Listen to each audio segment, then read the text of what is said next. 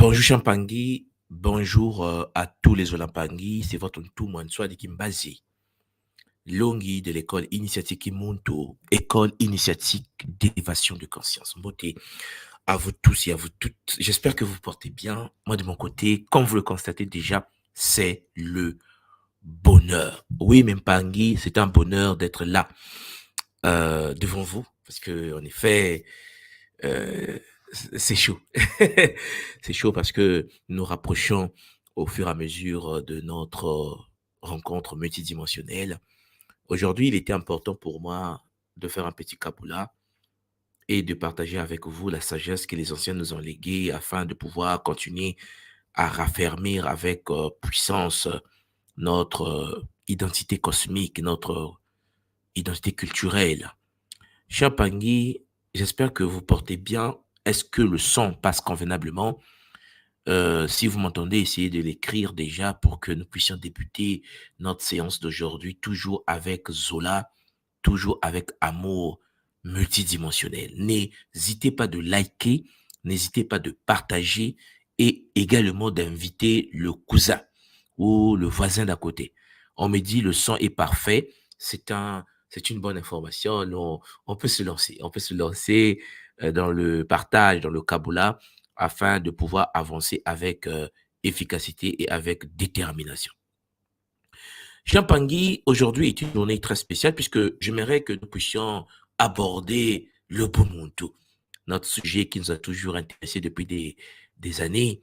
Nous allons reprendre avec le Bumuntu. Je vous ai préparé une série de Kaboula sur le Bumuntu afin de pouvoir nous raffermir, nous donner plus de courage, plus d'identité, plus de volonté de pouvoir fonctionner au sein de cette réalité, bien sûr en s'appuyant sur les valeurs du Bumuntu, la sagesse ancestrale du Congo.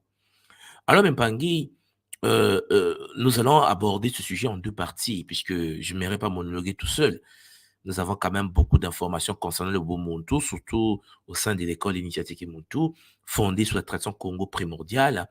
J'aimerais donc, ensemble, que nous puissions aborder ce sujet. Mais pour commencer, le sujet d'aujourd'hui est un sujet très intéressant, puisque nous allons parler en effet du Bumuntu, mais son apport dans l'esprit critique. Vous savez que souvent, nous, à l'école Kimuntu, comme vous le savez tous et toutes, tous nos enseignements sont fondés sur l'esprit critique, sur le pouvoir de la pensée critique. Cela est le socle même de notre tradition. Et cela vient du Bumuntu. Parce que je vais peut-être choquer certains d'entre vous, mais nous allons découvrir ensemble que l'esprit critique est un héritage, l'héritage ancestral. Les anciens nous ont légué cela à travers le Bumuntu. Et tout Muntu conscient au sein de la réalité doit développer ce que nous appelons l'esprit critique. L'esprit critique est la base de notre existence au sein de la tradition Congo primordiale. Voilà pourquoi nous analysons les choses d'une certaine manière, nous fonctionnons d'une certaine manière, nous avons certaines valeurs que nous défendons, les valeurs de l'amour, les valeurs de la paix, les valeurs de l'élévation, l'expansion de conscience. Mais c'est très important de savoir que tout cela fondé sur l'esprit critique, le questionnement, l'analyse. Champangui, la sagesse Congo nous enseigne, comme vous le savez déjà, que nous sommes fondés sur les Makuku Matatu, les Triketra Congo, Nsaku, Mpanzu et Nzinga. Et nous savons également, Champangui, que pour nous qui sommes à l'école Kimuntu, tout débute par la connaissance de soi. Il faut que le monde puisse découvrir qui il est. C'est l'incarnation, bien sûr, de l'esprit au sein du Nitu, au sein du corps véhicule holographique. Nous savons tous, pour ceux qui suivent l'école Kimuntu depuis un certain temps, que lorsque le Mutu s'incarne au sein du Nza, l'être humain qui s'incarne ne s'incarne pas par hasard. Et une fois que nous sommes au sein de cette réalité, notre but ultime est de pouvoir comprendre notre fonctionnement, comprendre comment nous fonctionnons, comprendre nos limites, comprendre de quoi nous sommes capables, comprendre toutes ces choses. Et ça, c'est ce que nous appelons chez nous le Kimpv. Je vous l'ai déjà expliqué, ce qu'on appelle d'habitude la spiritualité. Un mot parfois qui, pour nous, n'a pas de sens. Le Kimpv, Mpova, le pouvoir de l'esprit par la parole. Mais il est clair que le Kimpv, la spiritualité chez nous, est la découverte de soi par soi pour soi. Le Muntu qui s'incarne doit découvrir comment fonctionne le Nitu, comment fonctionne son véhicule biologique holographique, l'interaction avec le Nza, et ainsi de suite. Nous avons vu aussi, je pense que vous vous souvenez, que une fois que le Muntu s'incarne au sein du Nza, le Muntu vient dans une famille. Et dans cette famille, il pratique ce qu'on appelle chez nous le Kinzambi, c'est-à-dire la religion.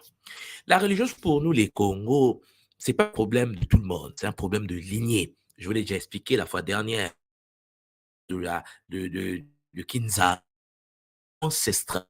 C'est une connexion entre l'être humain et la des êtres qui ont existé avant lui et des êtres qui vont exister après lui, mais c'est une relation transgénérationnelle, que ce soit dans le passé ou dans le futur.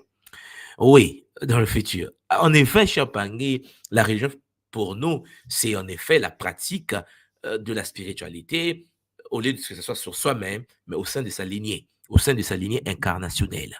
Le monde doit donc être conscient de pratiquer le culte de la lignée, le culte des êtres qui ont vécu avant pour se reconnecter à eux, pour avoir des outils nécessaires pour le bon fonctionnement du monde au sein du Nza. Cher Pangui, je pense que vous me comprenez.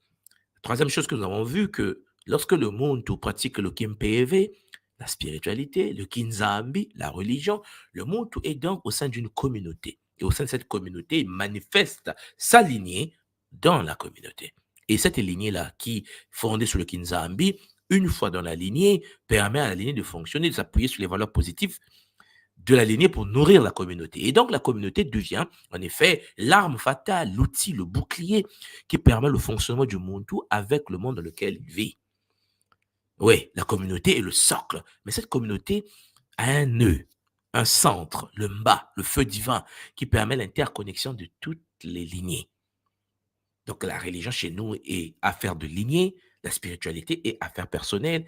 Par contre, le kinkulo, c'est-à-dire notre transgénérationnalité, en fait, le kinkulo, notre ancestralité, cher Pangui, est affaire de tout le monde.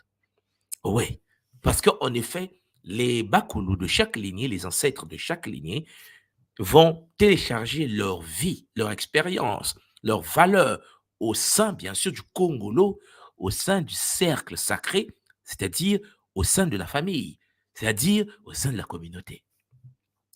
Et la communauté, donc, Champangui, nous permet de pouvoir accéder aux expériences des Bakoulou de chaque lignée. Et ça, c'est un bonheur multidimensionnel. C'est par ça que je vais commencer ce Kaboula d'aujourd'hui, puisque j'aimerais parler, en effet, de l'esprit critique. Et l'esprit critique comme héritage ancestral. J'espère que vous êtes prêts. Et j'espère qu'après cette introduction multidimensionnelle, vous avez pris le temps de liker, de partager et d'inviter le voisin, le cousin, la sœur, le frère, afin de pouvoir se nourrir de la sagesse ancestrale multidimensionnelle. Oui, même Pangui, l'esprit critique pour nous au sein de la tradition Congo est perçu comme, parfois pour les gens même aujourd'hui, hein, comme une invention récente. Parce qu'on parle de l'esprit critique aujourd'hui, les gens pensent que c'est quelque chose de nouveau qui aurait émergé, bien sûr, avec l'ère moderne, la vie d'aujourd'hui et les débats philosophiques contemporains, hein, l'esprit critique.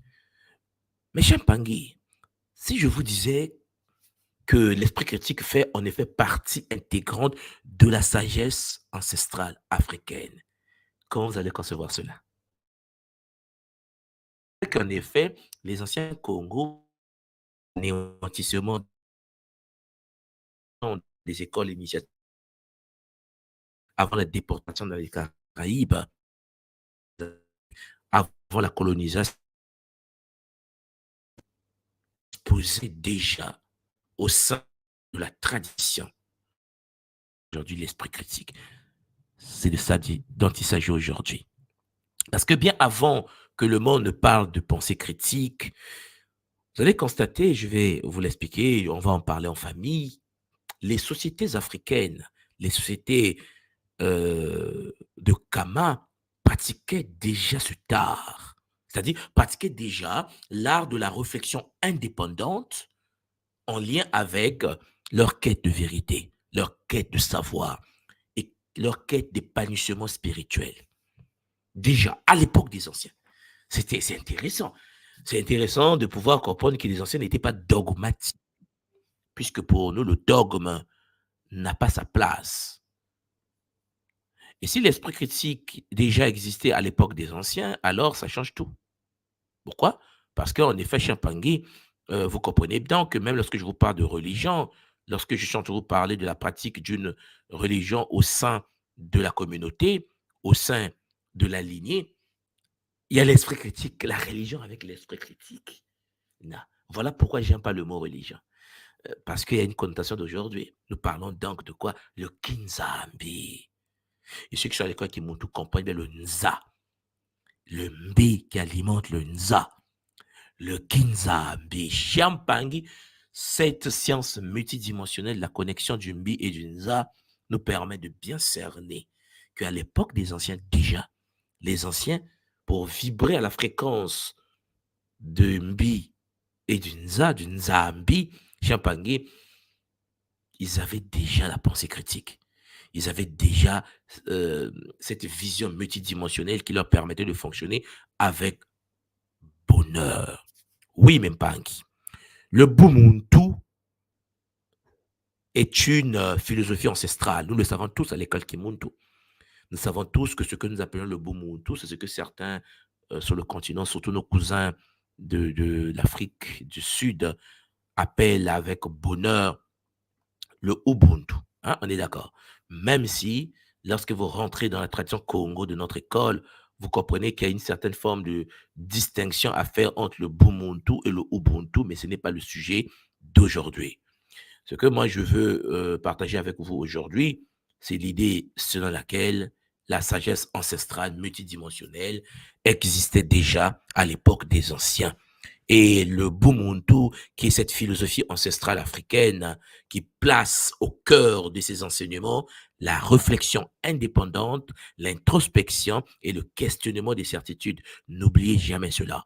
Je répète, le Bumuntu, la sagesse Congo ancestrale, place au cœur de ses enseignements, au cœur de la pensée ancestrale multidimensionnelle, la réflexion indépendante, l'introspection et le questionnement des certitudes, déjà à l'époque des anciens. Alors, vous voyez bien que les anciens ne suivaient pas des doctrines comme des moutons, comme des perdus de la société. Et ils ne suivaient pas des doctrines ou des idées imposées. C'était impossible. Le fonctionnement ancestral ne pouvait pas intégrer une poursuite non maîtrisée d'une idéologie ou d'une pensée. Cette sagesse, le Bumuntu, à l'époque des anciens déjà, encourageait chacun, chaque Muntu, à cultiver une pensée libre, une pensée éclairée. N'oubliez pas cela. Voilà pourquoi nous parlons du bout. Le Muntu comme étant l'incarnation de la conscience divine au sein d'une tout, le bout qui vient du bi, le bout comme étant la flamme qui permet l'expansion de la vie. Mbou.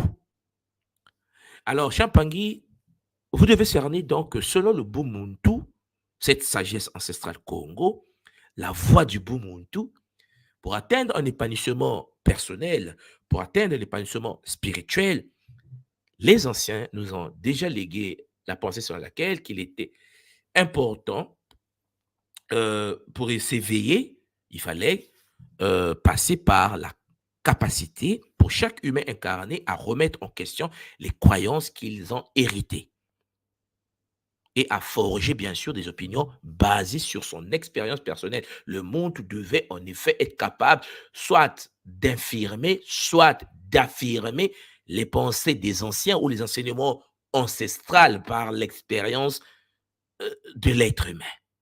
Je pense que vous me comprenez. Ce qui veut dire que le monde devait donc analyser la vie par son expérience vécue, ça développer sa raison, sa connexion avec l'univers, et donc développer une manière de fonctionner propre à l'impact de son esprit sur son corps matériel en relation avec le Nza, c'est-à-dire l'environnement dans lequel il s'est incarné. Donc vous voyez bien qu'en effet, on ne pouvait pas imposer à un ancien Congo une vision, puisque pour qu'il adopte la vision, elle devait passer par une expérience vécue. Voilà pourquoi je vous ai toujours dit qu'avant d'enseigner certaines choses, avant de faire certaines choses, il faut soi-même Champagny manifester la chose, vivre la chose pour éviter d'être des simples panneaux de direction qui nous montrent la voie de l'aéroport, mais qui n'est jamais allé à l'aéroport. Alors, il est très important de comprendre cela, de comprendre que les anciens, dans la tradition du Bumuntu, la dignité humaine n'était complète que si elle était accompagnée de la liberté de penser par soi-même, la capacité de penser par soi-même. Et ce cheminement intellectuel, ce cheminement spirituel était vu comme un droit, était vu comme un droit pour chacun au sein de cette communauté, mais aussi une responsabilité. Il faut comprendre que chaque individu était encouragé à ne jamais cesser de se questionner et de réfléchir. Cela a cessé dès qu'on nous a imposé les croyances. Cela a cessé dès lors qu'on nous a dit qu'il fallait croire qu'il existait un Dieu au paradis qui a créé l'homme, et puis il a envoyé son fils qui a été crucifié, et ainsi de suite. Cela a cessé lorsque l'être humain a commencé à croire, tout simplement, sans réfléchir. Alors, cher Pangui, on me dit que le son ne passe pas convenablement. Est-ce que vous m'entendez? Est-ce que le son passe ou bien est-ce que c'est le Pangui qui a un problème avec est-ce que c'est le Bangui qui a un problème avec son... Alors, dites-moi si vous m'entendez.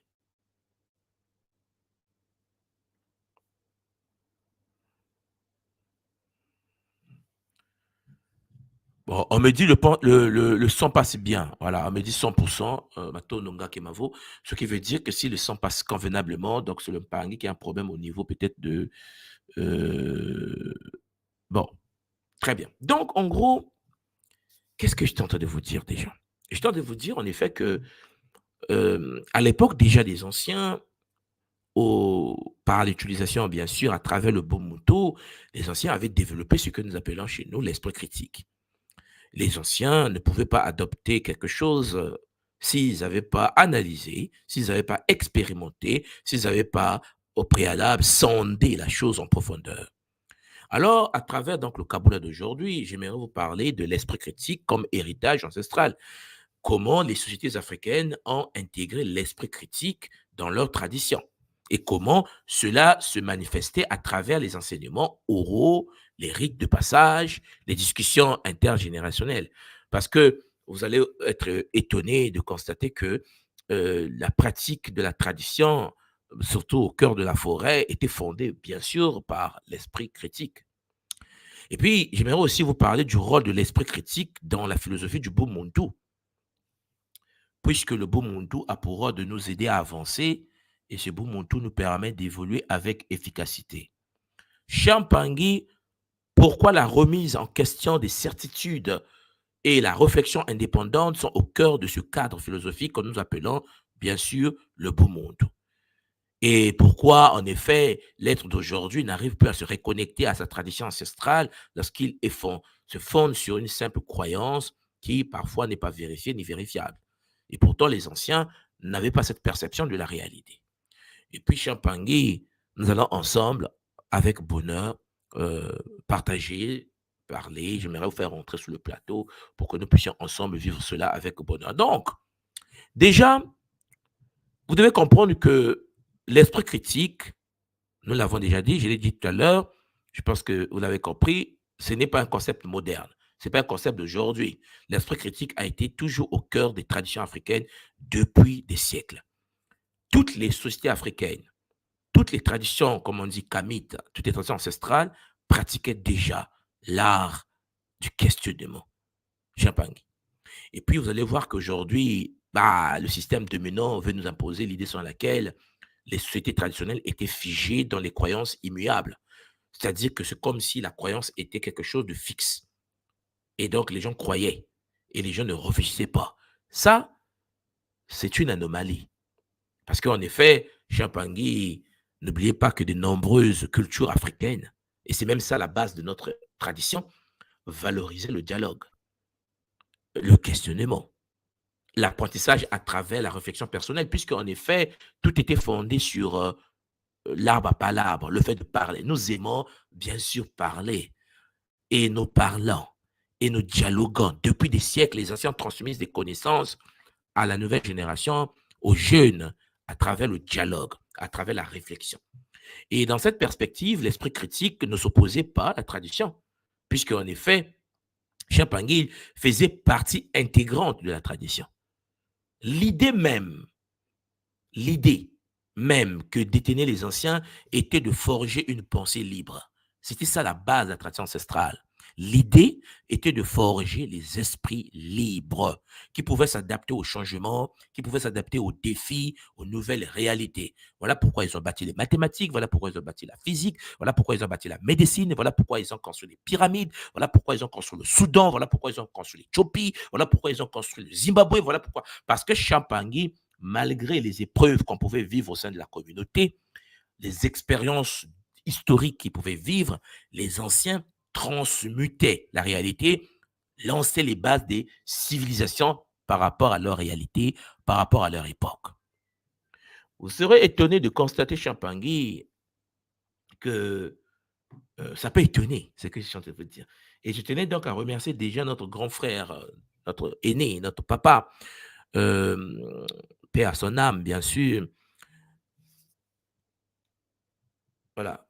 Je tenais donc à remercier notre ancêtre, notre Big Boss, qui nous a permis de comprendre qu'en effet, je parle de Cheikh Anta Diop, je pense que vous avez compris, et qui nous avait permis déjà à l'époque de comprendre qu'en effet, les connaissances des anciens étaient tellement évoluées que nous, aujourd'hui, nous avons régressé. Nous avons perdu quelque chose. Alors, un exemple frappant de cette pratique se trouve dans la tradition orale africaine. Vous savez que au cœur de nos écoles initiatiques en Afrique, la transmission se fait de manière orale.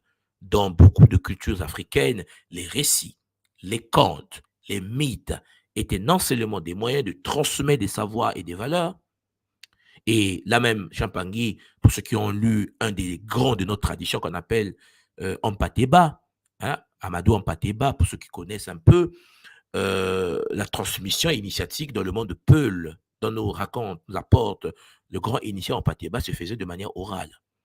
Et donc, que vous puissiez avoir des documents ou pas, lorsque vous rentrez en initiation, Champagny, vous rentrez dans l'oralité.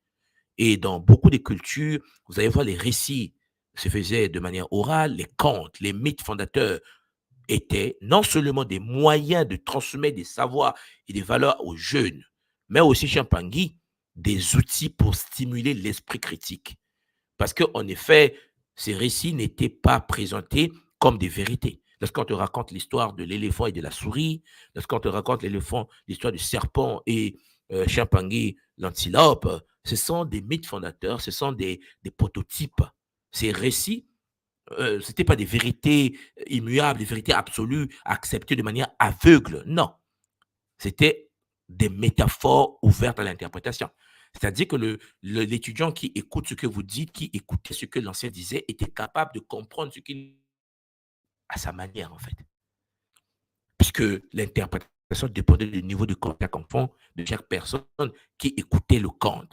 Vous savez, selon de sorte que lorsqu'on parle à un Africain, il t'écoute, tu dis, mais ne pense pas que le conte raconté est compris de la même manière d'une personne à une autre personne. Le conte est interprété, bien sûr, en se fondant sur l'expérience, le niveau de conscience, l'expérience initiatique de chaque enfant. Et ça, c'est quelque chose que nous devons tous comprendre. Ce sont des prototypes, ce sont des archétypes que les anciens mettaient à disposition. Les jeunes, donc, de notre tradition, étaient souvent heureux de poser des questions. Vous comprenez?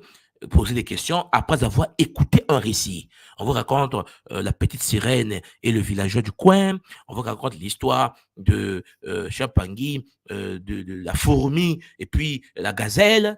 Et l'enfant dit, la fourmi et la gazelle. Mais j'ai une question, j'ai une question. Parce qu'il faut comprendre mais la fourmi dont tu parles, parce que n'oubliez pas, les anciens ne parlaient pas comme nous parlons aujourd'hui. Non, ils utilisaient des contes, ils utilisaient des récits, des histoires initiatiques pour faire passer des messages. Une histoire initiatique pouvait expliquer en effet le fonctionnement d'une machine ou de l'agriculture ou de la pêche ou de tout ce que nous faisons sans pour autant te parler de la pêche en fait. En fait, le mot pêche ne sort pas de là. Il t'explique une histoire pour que tu comprennes les règles derrière, mais après les enfants devaient cogiter sur ce qu'on venait de leur dire. Et ce processus de questionnement ne se limitait pas donc à la compréhension littérale des histoires Mpangi. Et c'est le cas jusqu'à aujourd'hui, hein, parce qu'on raconte les histoires aux aînés, aux enfants, sur le continent, ou même nos enfants. Vous voyez qu'on veut insérer un archétype, un prototype aux enfants. Et donc, il s'agissait d'encourager donc une réflexion personnelle pour en tirer des enseignements applicables à leur vie quotidienne. Parce que les enfants qui écoutaient, déjà, s'il y a 10 enfants, il y a 10 interprétations de la même histoire. Vous me comprenez? Parce qu'en effet, c'est un archétype, c'est un prototype. L'enfant ne comprend pas ce que l'autre enfant comprend de la même manière. Par exemple, vous allez voir que dans certaines régions d'Afrique de l'Ouest, les récits sur l'hyène et le lièvre, hein, l'histoire de la hyène et le lièvre, qui symbolise la ruse et la sagesse. Cette histoire de l'Afrique de l'Ouest, Champagny, était souvent des bases de discussion où les jeunes étaient invités à analyser les actions des personnages et deuxièmement, à débattre de ce qu'ils auraient fait dans une situation similaire. On te dit, bon, si c'était toi, tu devais faire comment? On parle de l'hyène et la lièvre, là. On prend les caractéristiques des animaux, les enfants sont initiés au mystère des totémiques, et on leur dit, après avoir raconté cette histoire initiatique, qu'est-ce que vous en pensez? Et si c'était vous, comment devez-vous agir en effet? Et cette approche-là les poussait Mpangi à développer leur propre jugement. Parce qu'ils disaient, le lièvre là, ou le lièvre là, la lienne là, non, non, c'est pas. Chacun prenait une position et chacun donnait ses arguments. Et cette approche les poursuivait à développer donc leur propre jugement, une compétence essentielle dans leur parcours de vie. Et ça, vous devez comprendre cela. Parce qu'en effet, souvent, on ne se rend pas compte que le fait d'écouter les mythes fondateurs ou les histoires initiatiques au bord du feu, les enfants avaient la possibilité de pouvoir analyser. Ils avaient des outils à leur disposition. Et lorsqu'ils ne détenaient pas ces outils, ils posaient des questions. Ils posaient des questions. Vous tout, comme on dit chez nous, ils posaient des questions. Et cette tradition-là de l'esprit critique est étroitement liée au tout. Le Ubuntu, c'est une philosophie ancestrale Congo qui enseigne que chaque individu doit réfléchir par lui-même pour trouver la sagesse qui correspond à son propre chemin. Le Ubuntu nous pousse à questionner, à se questionner par l'auto-questionnement, trouver des solutions par soi-même pour avancer sur la voie de l'éveil multidimensionnel. Le Ubuntu, Champagny, loin d'imposer des vérités absolues, comme certains peuvent penser, on pose des questions et ainsi de suite, des, des choses que nous devons cerner.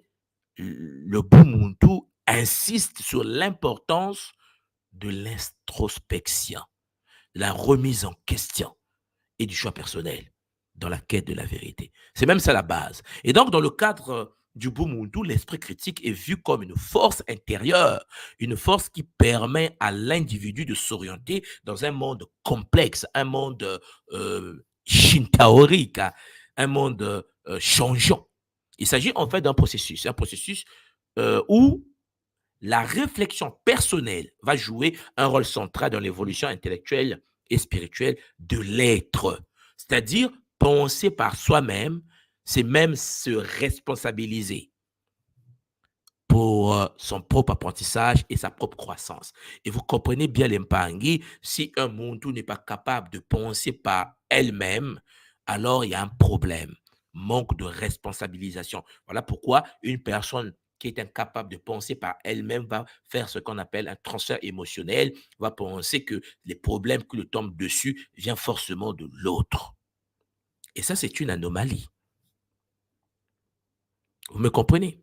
C'est pour ça que vous allez voir que lorsque le monde tout inconscient va vouloir te dire que c'est de sa faute. Si je suis dans cette situation, c'est de sa faute. Parce qu'en effet, la personne est dans l'incapacité de penser par soi-même. La personne, Champagny, n'utilise pas ce que nous appelons l'esprit critique, fondé sur le beau monde tout, qui nous enseigne tout simplement que un être conscient est celui qui doit se fonder sur la responsabilisation. Tu es responsable de tes actes. Tu es responsable de ce qui t'arrive. Tu es responsable de ta vie. Et ça, c'est important. Alors, Mpangi, dans cette tradition magnifique, la tradition Congo, l'esprit critique Mpangi n'est pas seulement une compétence intellectuelle. Vous me comprenez? est un outil de développement spirituel. C'est un outil d'expansion de conscience. Puisque le Ubuntu enseigne que la sagesse n'est pas une destination fixe, mais un chemin que chacun doit tracer pour lui-même en restant ouvert à la réflexion, en restant ouvert à la remise en question. Et c'est ça même la base de la vie. Alors, même Pangui, l'esprit critique euh, africaine, nous avons vu où le questionnement et le dialogue étaient encouragés. Bongi, là-bas, palabre. À palabre, ça parle, ça cogite, ça réfléchit de manière efficace. Et puis, nous avons vu aussi que non seulement les moyens de transmission des connaissances n'étaient pas limités à l'écriture, mais aussi des outils de simulation, de raisonnement critique des jeunes, les pousser à avoir accès aux contes initiatiques, aux histoires initiatiques et aussi Champagny au mythe fondateur. L'enfant devait donc être capable de cogiter, d'utiliser Champagny, son esprit, sa pensée critique pour analyser avec efficacité en utilisant les outils du Ubuntu. Alors, Mpangui, dans tout ce que je viens de vous dire, il y avait la place des anciens dans tout ça. La place des anciens, les anciens que nous appelons chez nous les Bakulu. Bon, et puis il y a aussi les Bamfumo, les aînés, les maîtres. Vous savez, la tradition Congo est organisée de certaines manières, les facilitateurs, les guides, hein, les Bantumwa, les messagers de l'ordre, et ainsi de suite.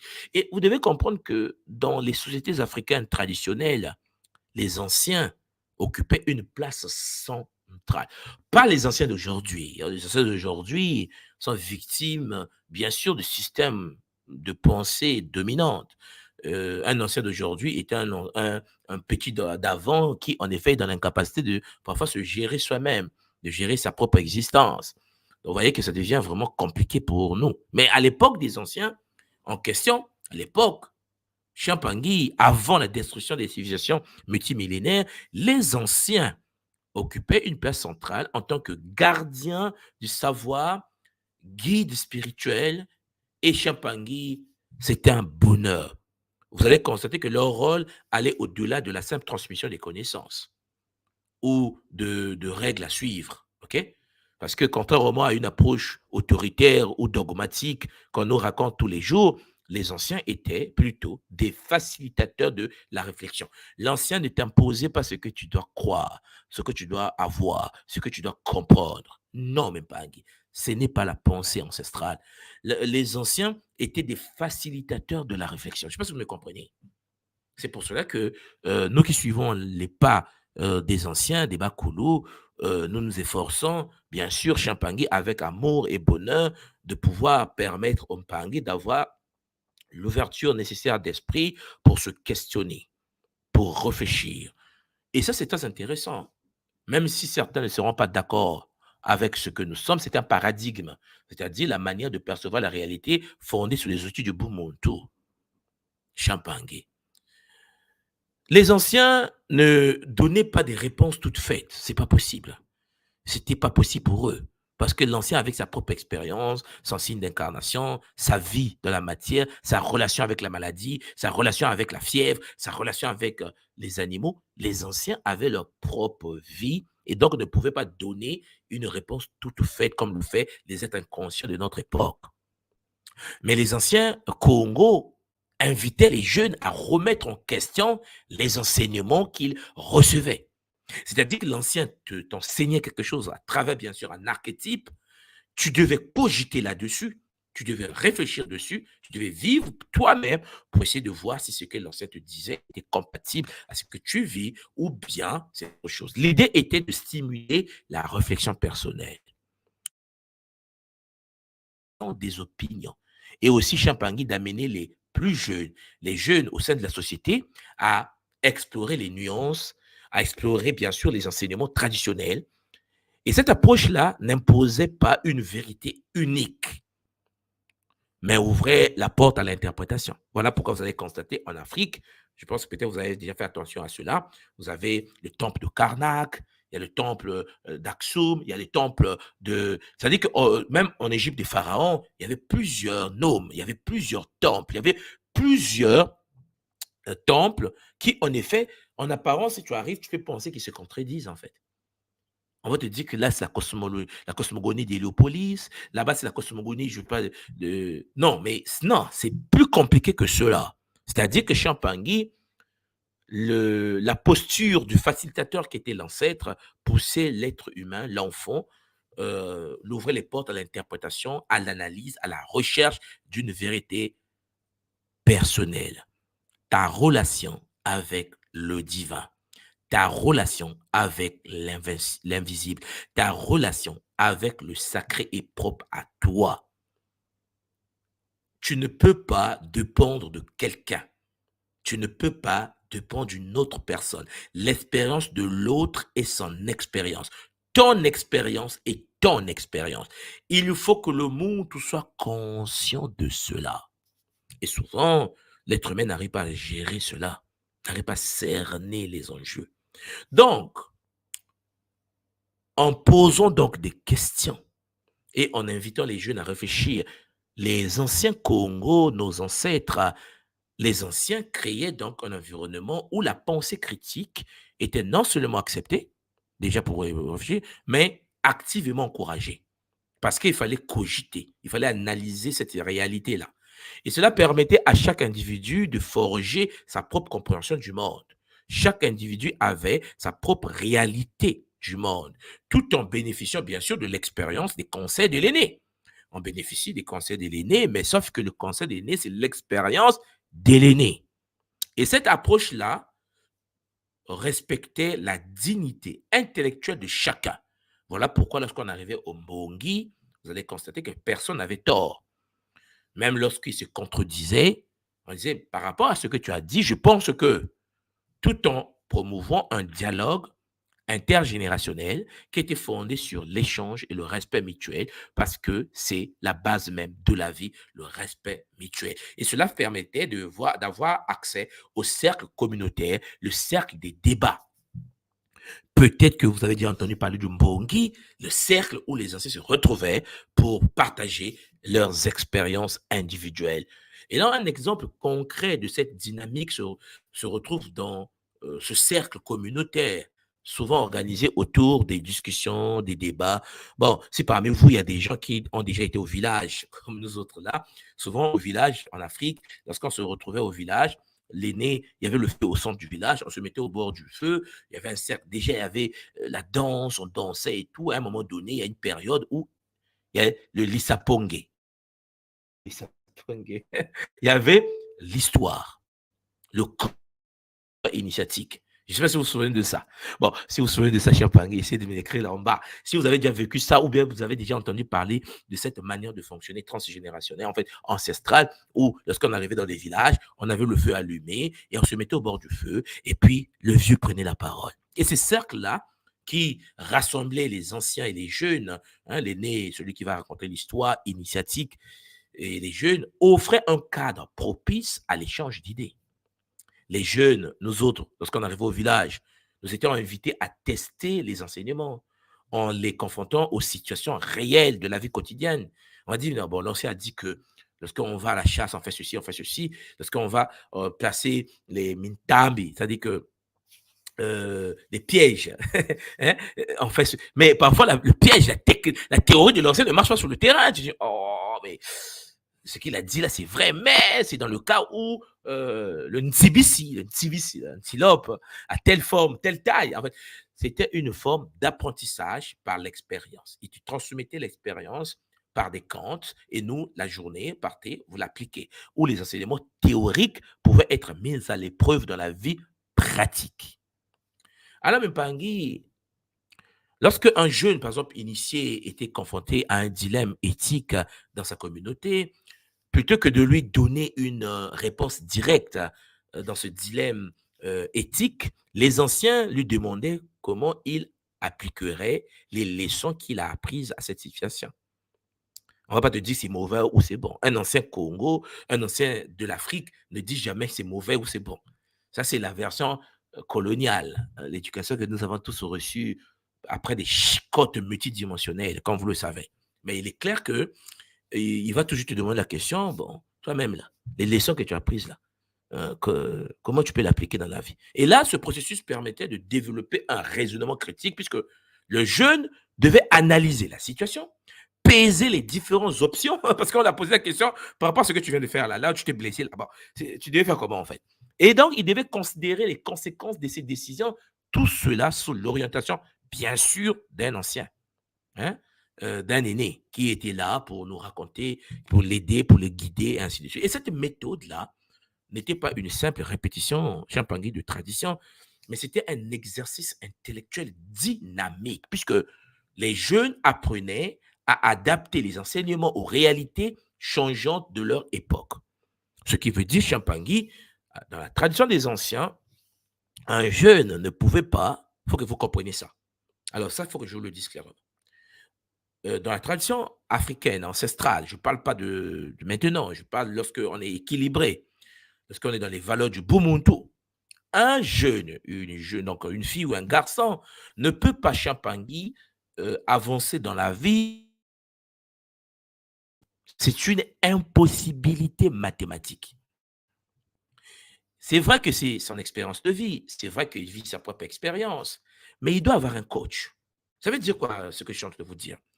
Ce que je suis en train de vous dire, c'est qu'en effet, pour que tu puisses avancer dans la vie, il faut que quelqu'un puisse te guider dans cette vie. Et en te guidant dans la vie, cela ne veut pas dire que tu dois exactement faire ce qu'il te dit. Ça te permet, Champangui, d'analyser ce qu'il dit à la réalité que toi tu vis pour dégager ta propre analyse. Ça, c'est extraordinaire. Je me souviens en effet, lorsque vous n'avez pas de... Nous, on appelle ça des parrains. Lorsque tu es en Afrique, pour nous qui sommes nés sur le continent, grandis sur le continent, pour que tu avances dans la vie, il faut un parrain. Ceux qui n'ont pas de parrain, Champangui, c'est un peu compliqué. C'est un peu compliqué. Voilà pourquoi des jeunes africains, que ce soit dans la diaspora ou sur le continent, cherchent à s'en sortir tout seuls. C'est possible, mais c'est très difficile. Ça prend du temps et c'est difficile. Il faut toujours avoir quelqu'un qui te tend la main. Si tu ne comprends pas cette réalité, tu ne peux pas avancer. Tu vas souffrir, mais d'une manière atroce parce qu'en fait, tu vas perdre des années inutilement. Ce que tu vas faire en 10 ans, tu peux le faire en une semaine. Parce qu'en effet, celui qui a l'expérience avant toi est capable de pouvoir te transmettre des connaissances pour que tu puisses faire le bon quantique avec facilité. Et comme on dit chez nous, c'est l'homme qui fait l'homme. C'est-à-dire qu'il faut quelqu'un qui doit te guider. À l'époque des anciens, les jeunes de la tradition avaient à leur disposition les anciens. Et donc, les anciens avaient l'expérience. Il y a l'ancien qui s'est fait mort par le serpent. Il connaît les marques des serpents. Lui, il a étudié les serpents. Ce qui veut dire que si toi, tu veux connaître les serpents, tu ne peux pas aller étudier les serpents. Écoute-le d'abord parler des serpents. Une fois que tu as la connaissance de l'ancêtre, de l'ancien qui connaît les serpents, alors tu vas aller dans la réalité maintenant confronté aux serpents. Ah ouais, mais c'est lui le python. C'est lui le boa. C'est celui qu'il appelait le boa, en fait. Mais sauf que l'ancien a dit que lui, il n'était pas venimeux, il s'est trompé. Il s'est trompé.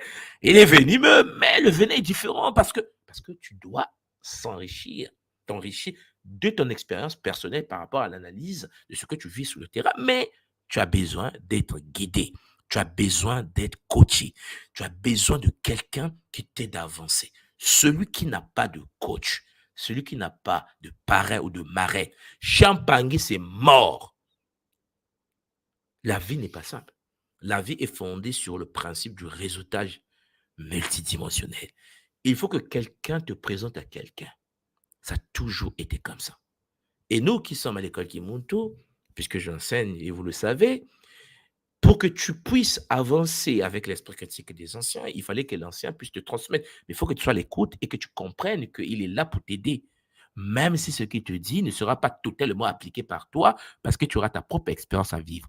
Mais ça te permet de cerner certaines réalités. Tu n'auras pas de temps à perdre dans certaines réalités. Et ainsi de suite. Vous imaginez une personne, par exemple, qui fait du business, une personne, par exemple, qui fait des affaires, et une personne qui veut se lancer dans les affaires. Moi, en tant que Congo, l'éducation que j'ai reçue, tu ne peux pas te lancer dans les affaires si tu n'as pas quelqu'un, un parrain. C'est une impossibilité, tu vas perdre de l'argent. Ce que tu vas faire en 10 ans, je vais faire ça en une journée. Parce que mon parent a déjà fait ça. Vous imaginez le parent qui a 50 ans, 60 ans, 70 ans, 10 ans. Et le parrain de domaine agricole. Et c'est ton parrain. Vous me suivez? C'est le coach, c'est l'ancien. Et toi, tu veux faire l'agriculture. Et puis tu vas dire, ouais, mais bon, je ne fais pas moi-même. Tu risques de dépenser des millions. En perte, bien sûr. Or, si tu avais compris le principe du parrainage ancestral, c'est-à-dire le fait qu'il va te pousser au raisonnement, au questionnement, le fait qu'il va te raconter sa vie comme prototype seulement, tu vas te dire, telle saison, c'est pas bon. L'arachide à telle saison, c'est pas bon. Mais il y a beaucoup de gens qui viennent de l'Occident, qui arrivent en Afrique, les jeunes Africains, et qui se mettent dans le domaine agricole, qui plantent les choses. Ça ne pousse pas. Il dit, mais j'ai étudié à l'école que dans la saison, là, les pommes de terre les pommes de terre ont pourri.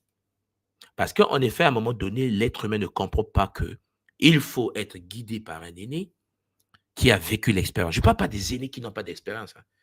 C'est pour cela que dans la tradition Congo, on nous enseigne, et le Bumuntu le rapporte avec bonheur, qu'on ne peut écouter que quelqu'un qui a ce que tu veux avoir.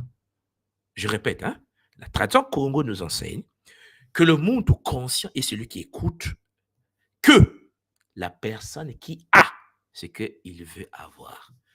Une personne, par exemple, je vous prends un exemple, qui est célibataire, et l'exemple là, j'aime ça bien, et qui est célibataire, qui n'a jamais eu d'enfant, par exemple, qui n'a jamais eu le temps d'élever un enfant, qui n'a pas fait ça, par exemple, mais qui, en effet, veut te coacher à être en couple. C'est une aberration multidimensionnelle au sein de la tradition Congo. Parce qu'en effet, pour que le monde tout apprenne la réalité, il doit l'expérimenter. Vous voyez la différence entre l'expérience vécue et le livre lu. On peut lire un bouquin, on ne sait pas l'appliquer. On peut connaître des théories, on ne sait pas les appliquer. Il y a des gens qui appliquent. Il y a des gens qui appliquent parce qu'ils ont appris auprès de quelqu'un qui a appliqué. Et l'expérience d'une personne qui a appliqué est différente de celui qui a lu un bouquin. Ce qui veut dire que tu peux avoir quelqu'un un doctorat disons, en agriculture, et qu'il y a un vieux Camerounais qui n'a jamais, niveau CEP, non, niveau première année, débutant. Il n'a jamais été à l'école, et c'est un agriculteur, il est à Bafoussa. Champangui, le mec a des hectares extraordinaires, il fait des importations, exportations. Le mec est dans le domaine des bananes, il exporte des bananes depuis plus de 30 ans. Bon, il avait un doctorat en agriculture. Alors, le problème, c'est que celui qui a un doctorat en agriculture, qui n'a jamais touché même pas planté l'arachide, va penser qu'il est intéressant parce qu'il a étudié. Non, je pense que vous me comprenez. L'expérience vécue par l'aîné va dégager une sagesse multidimensionnelle que celui qui a la connaissance du livre, parfois, est limité parce qu'il n'a pas la connaissance pratique, la connaissance, l'expérience du terrain. Et ça, c'est quelque chose que nous devons tous intégrer, Champagne. Voilà pourquoi, quelles que soient les connaissances que nous avons, il faut toujours vous rapprocher de quelqu'un qui a ce que vous voulez avoir. Et ça, c'est quelque chose que nous apprenons, bien sûr, dans le monde de la communauté Kimuntu, et dans cette communauté, ce cercle sacré, Champangui, où on apprend, l'objectif pour les anciens était d'amener la jeunesse à penser par eux-mêmes, parce que les anciens avaient vécu leur expérience, ils avaient raconté leur histoire, ce qu'on appelle chez nous le Kaboula. Et le Kaboula permettait aux jeunes de pouvoir penser par eux-mêmes, tout en intégrant les principes ancestraux et leur propre contexte de vie. Je pense que vous me comprenez avec bonheur. Alors, cher Pangui, dans cette communauté-là, cette communauté magnifique des anciens, poser des questions n'était pas perçu comme un acte de défiance ou de rébellion. Au contraire, cher Pangui, c'était un signe de croissance intellectuelle et de maturité également, parce que l'enfant qui posait des questions sur un sujet bien analysé avait déjà compris la moitié du sujet. Et donc, la capacité à remettre en question les croyances et les enseignements n'était pas seulement tolérée, elle était valorisée. Parce que Champagny en voulait un enfant qui était capable de moderniser nos pirogues pour traverser du Congo d'Anfoua vers Congo-Kinshasa. Et donc, l'enfant qui devait remettre en cause la navigation sur l'eau pour développer les nouvelles structures, pour bien traverser le fleuve Congo, ben, on l'applaudissait. Et donc, dans la philosophie du Bumuntu, le questionnement est vu comme une étape essentielle dans la quête de sagesse. Les jeunes n'étaient pas seulement autorisés à poser des questions, mais ils étaient encouragés à poser des questions. Et le Bumuntu enseigne que la sagesse n'est pas une vérité absolue à recevoir passivement, mais un processus actif qui implique la réflexion, qui implique la recherche personnelle. Alors, même Pangui, le questionnement, je pense que vous me comprenez, avait aussi une dimension spirituelle. En posant des questions, on ne cherchait pas seulement à comprendre le monde extérieur, je pense que vous me comprenez, mais aussi à mieux comprendre son propre chemin initiatique, son propre chemin spirituel. Voilà pourquoi je vous l'ai toujours dit, je pense que c'est clair maintenant pour tous les Mpangui sur l'école qui montent tout, lorsque on est en relation avec les forces invisibles, n'oubliez pas une chose, lorsque tu es en connexion avec l'invisible, la première des choses, c'est le questionnement. Si tu n'arrives pas à dialoguer avec l'être invisible, si tu n'arrives pas à communiquer avec, t'es sous l'emprise de la possession. La possession, Champangui, l'homme est dans l'incapacité de pouvoir dialoguer de manière bidirectionnelle. Tu parles et réponds. Il est clair que souvent, le monde est dans cette incapacité. Et sans qu'il y ait autre chose qui domine, qui nuit.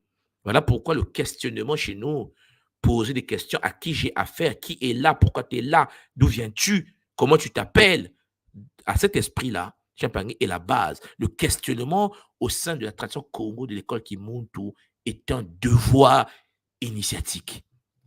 C'est un devoir de vie, en fait.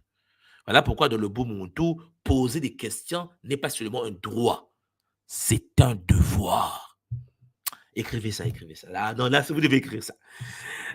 Bon, avant que je puisse avancer là, est-ce que vous me comprenez? Est-ce que ce que je dis est clair pour vous? Est-ce que vous percevez, vous comprenez ce que je suis en train de vous dire? Cher Mpangui, est-ce que vous cernez que se questionner ne doit pas seulement être un droit, c'est aussi un devoir. C'est-à-dire quoi? C'est-à-dire que pour devenir un être humain pleinement épanoui, il faut être capable de réfléchir, il faut être capable de remettre en cause ce que vous apprenez, il faut être capable d'analyser ce que vous apprenez. Et ça, c'est la base de tout. C'est la base du beau monde tout. Et cette manière de fonctionner n'est pas une faiblesse, même pas. Ce n'est pas une faiblesse. Au contraire, ça forge votre caractère. C'est une force qui permet de renforcer vos convictions. Vous avez sondé la chose. Vous avez bougé la chose. Vous avez compris la chose. Ça ne peut plus sortir de vous. C'est votre chose. Ça vous permet en effet d'acquérir une compréhension plus profonde des enseignements que vous avez reçus.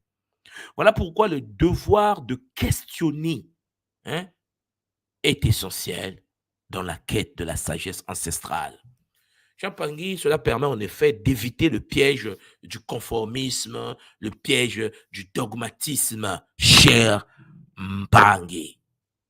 C'est chaud. Lorsque vous posez des questions, le monde où l'être humain ne tombe pas dans le piège de la manipulation.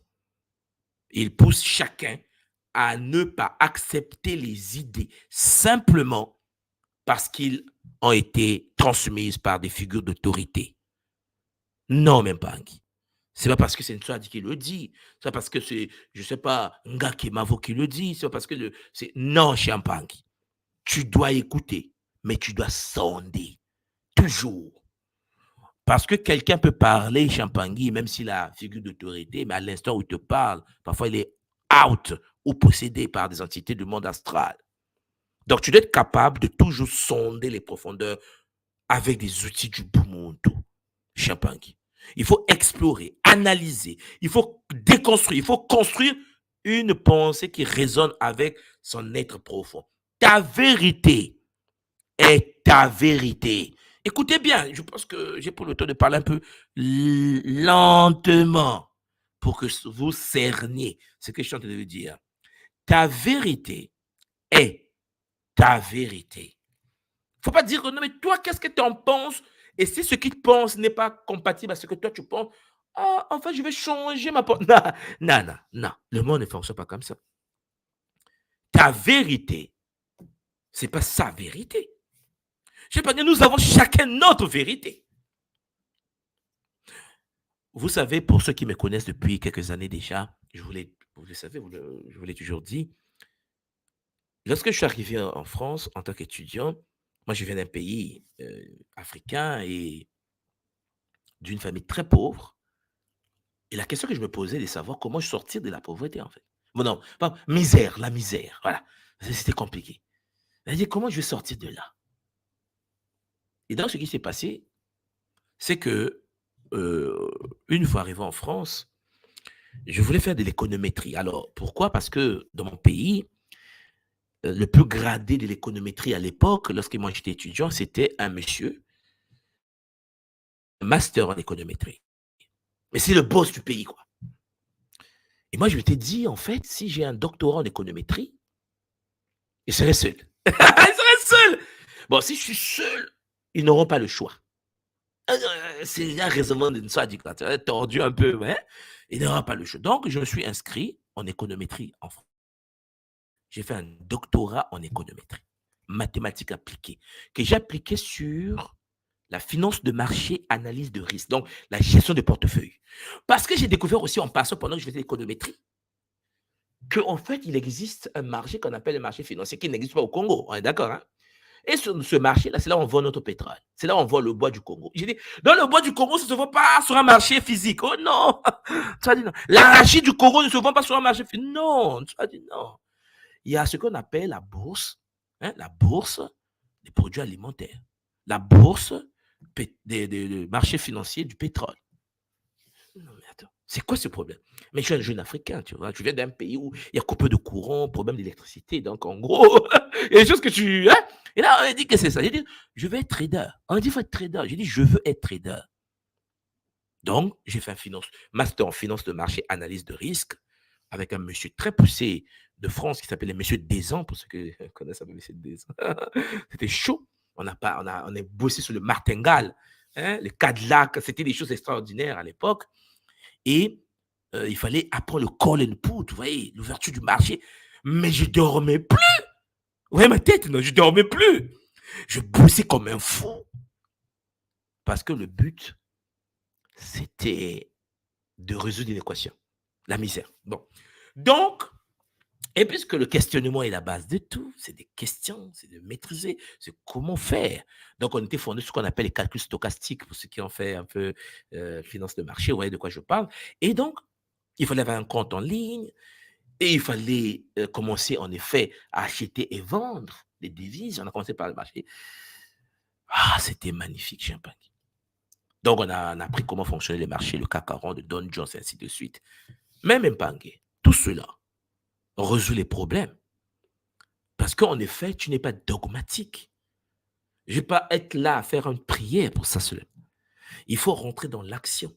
Mais ce n'était pas facile. Je pense que pour ceux qui ont fait finance de marché, vous voyez, le département est énorme. C'est des maths, bosser du matin au soir. Il faut lire des livres de finance de marché, des gros bouquins comme ça, comme en médecine. Mais c'est passé. C'est passé. Parce que pour moi, je ne peux pas m'arrêter. Parce qu'il faut se questionner pour trouver des réponses. C'est un devoir. Et donc, si vous me comprenez, vous voyez donc que le devoir en question m'a permis de pouvoir être docteur en économétrie financière, spécialiste des marchés financiers. C'est-à-dire que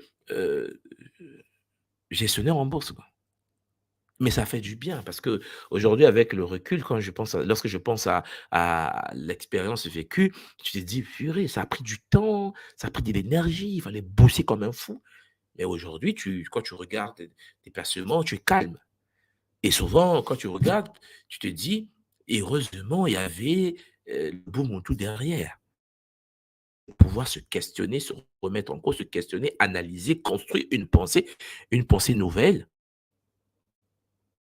C'est vrai que lorsqu'on était étudiant, on nous disait que non, être trader, c'était pas bon. Ouais. On avait des arguments comme ça. Ouais, mais c'est pas bon, vous spéculez sur les denrées alimentaires. J'ai dit, toi, tu n'as jamais dormi à famille. Vous voyez, c'est parce qu'il est dans son paradigme. Mais ce que j'essaie de vous dire, c'est que lorsque vous écoutez quelqu'un et que vous voulez quelque chose, n'oubliez pas que ce que vous voulez avoir de la personne dépend de ce que vous êtes, vous.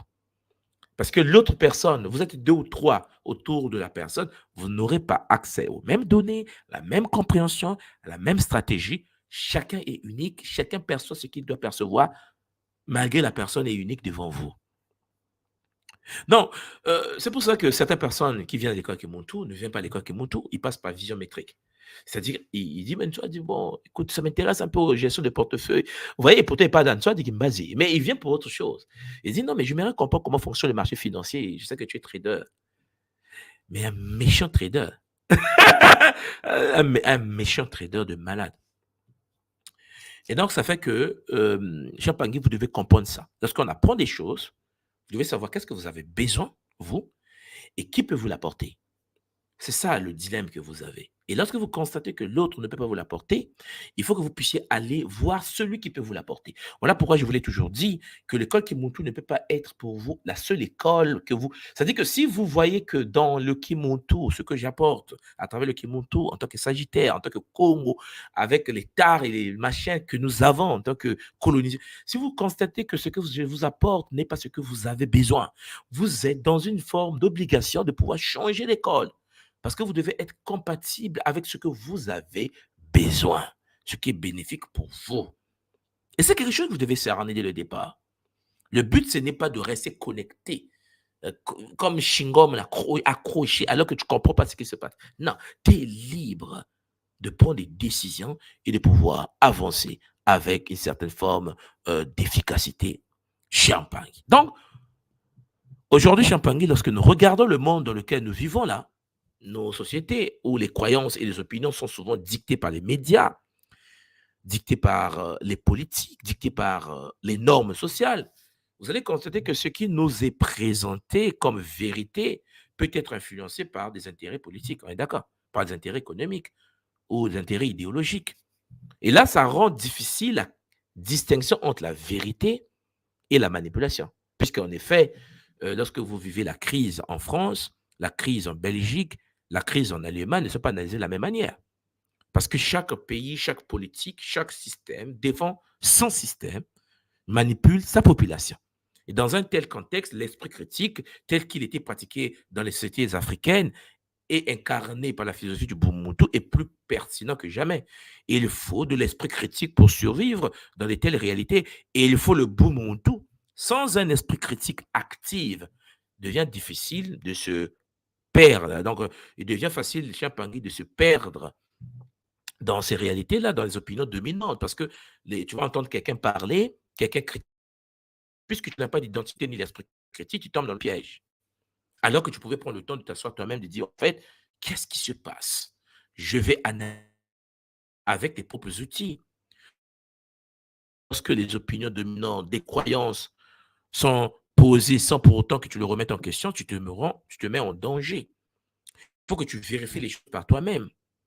Et puis, avant d'accepter des vérités imposées par le système sans jamais les examiner de près, il faut champagner, prendre du recul.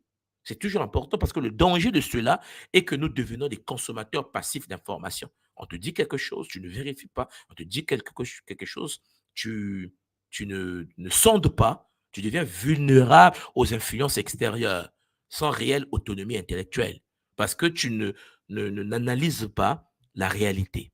Je vais vous raconter une histoire. Vous savez, lorsque j'étais étudiant en France, chaque été, je partais faire des melons à Mogio. Parce que, bon, pour ceux qui connaissent un peu l'histoire des Africains comme nous autres en France, on n'a pas des parents qui nous soutiennent quand on arrive en Europe.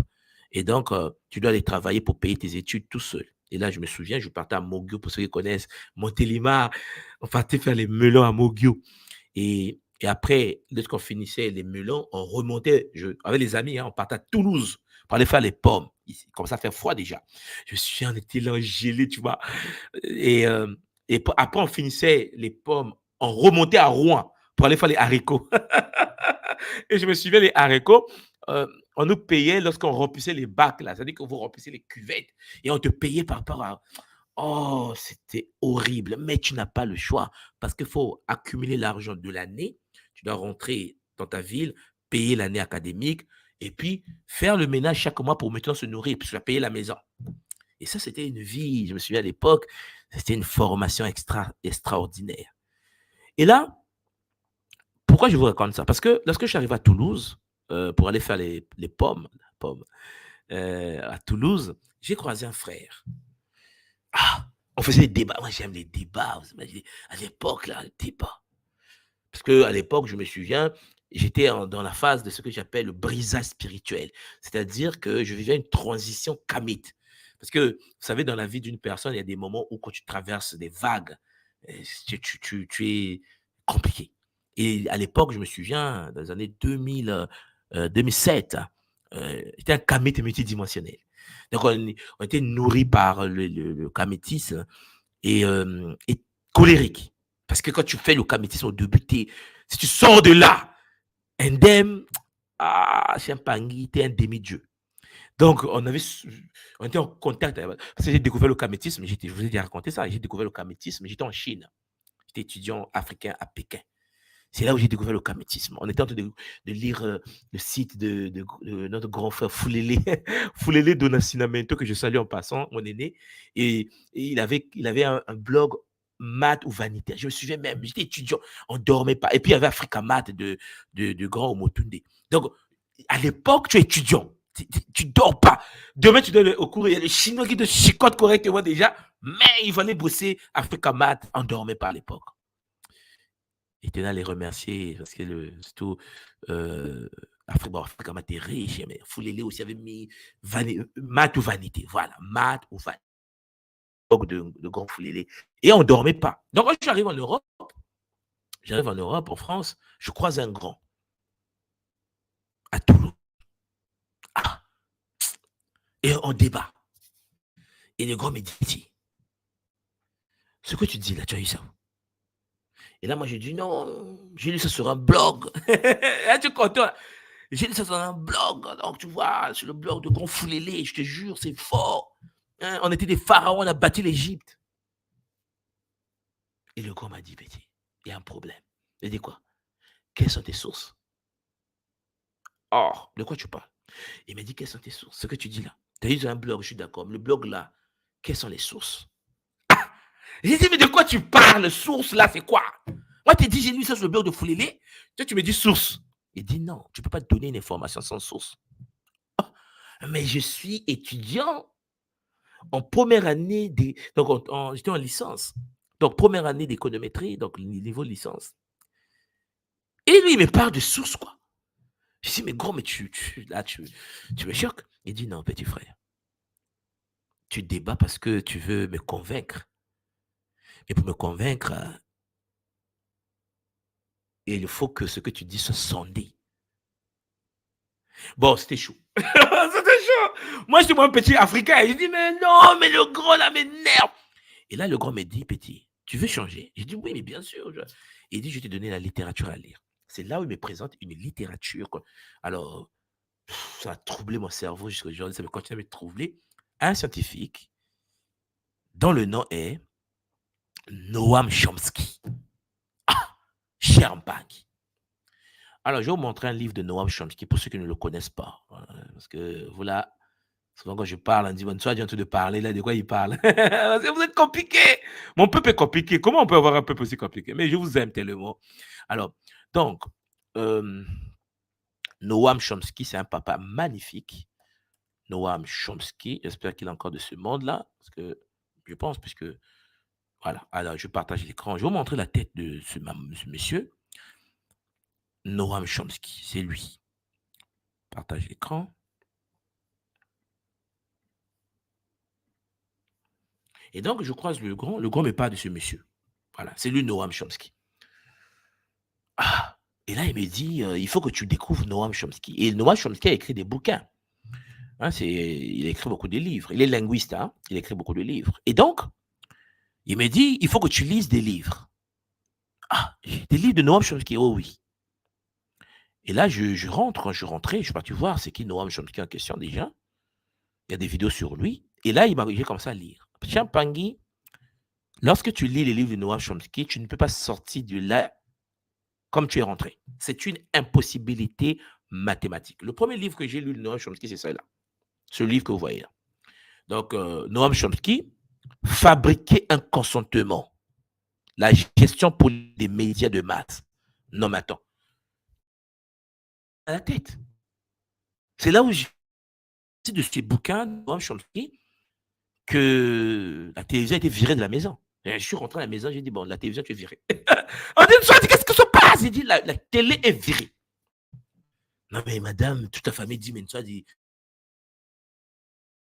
j'ai dit, c'est faux. Qu'est-ce qu'il faut?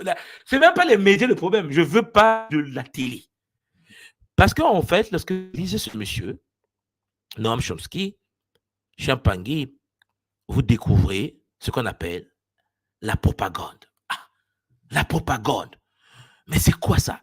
99% Champangui de ce que vous connaissez de la réalité sont des bêtises. Quand je dis ça aux gens, ils se fâchent. Je dis, tu as lu Noam Chomsky ou non? Laisse tomber. Je ne débat pas avec toi parce que si tu n'as pas lu Noam Chomsky, on n'est pas sur la même fréquence. Parce que toi, tu es manipulable. Je te dis, va lire Noam Chomsky. Je ne vais pas te dire ce que j'ai retenu de Noam Chomsky, mais je te dis seulement, si tu veux t'en sortir, comme le grand me l'a dit à Toulouse, va lire Noam Chomsky. Vous savez quoi? Ça a changé radicalement ma perception de la réalité. Je tiens à remercier ce grand-là. Parce qu'en fait, c'est à partir de là, je vous prends un exemple. Lorsqu'on vous dit par exemple, la France, vous savez, on dit la France, notre France, on dit la France est une puissance mondiale. Ça, c'est ce qu'on vous dit là, vous, en France. Quand tu lis Noam Chomsky, tu ne peux pas dire ça. Tu ne peux plus dire ça. Mais je ne vous parle pas d'un idiot du quartier, je vous parle de Noam Chomsky. Hein. Allez voir la bibliographie, vous aurez mal à la tête. Ce n'est pas quelqu'un qu'on peut jouer comme par hasard. Après, tu vas te poser des questions. Tu vas dire, je vais classer les pays. Je vais classer les pays. Et quand tu classes les pays, mais tu les classes comment? Par rapport au bien-être des citoyens. On ne classe pas un pays par hasard. Au niveau de la France, il y a des Français. Au niveau de la Belgique, il y a des Belges. Au niveau du Canada, il y a des Canadiens. Tu vas être capable de te dire que comment analyser la richesse d'un pays par le bien-être des citoyens du pays. Ah, les gilets jaunes, les gilets jaunes, les pauvres. Donc, ça veut dire quoi l'impact? Ça veut dire qu'en fait, Noam Chomsky, tu as dit c'est de la propagande. Non, mais c'est de la propagande. Mais c'est quoi la propagande? Non, la propagande. Eh, mon cerveau a bugué, mes bagues. Non, mon cerveau a bugué. Mais le grand ne s'est pas arrêté là. Le grand, il ne s'est pas arrêté là. Il m'a dit, petit frère, tu vas apprendre. Je dis, grand frère, là, tu veux pas de Noam Chomsky. Quand je vais rentrer, j'achète le bouquin. Il m'a dit, il y a un deuxième livre à te lire. Tu dois aller le suivre. Moi, je vais vous donner ça, comme d'habitude. J'aime moi donner des choses. Le livre, c'est Naomi Klein. Naomi, c'est une grande sœur. Naomi Klein. Et Naomi Klein a écrit ce livre, qui est un documentaire également. Bon, si parmi vous, il y a des gens qui n'ont pas encore lu ce bouquin-là, Champagne, allez acheter. Même, allez acheter. Allez acheter. Hein, et lisez-le. La stratégie du choc. Non, c'est pas possible. C'est pas possible. Pourquoi c'est pas possible? Parce que comment pouvez-vous imaginer que Naomi Klein, avec des preuves, Champagne, documentaires appuyés, nous montre que pour que nous puissions avoir le libéralisme dans le monde, ils devaient choquer des pays par des crises et des guerres. C'est-à-dire qu'ils sont capables de créer une guerre pour changer le comportement des citoyens du pays.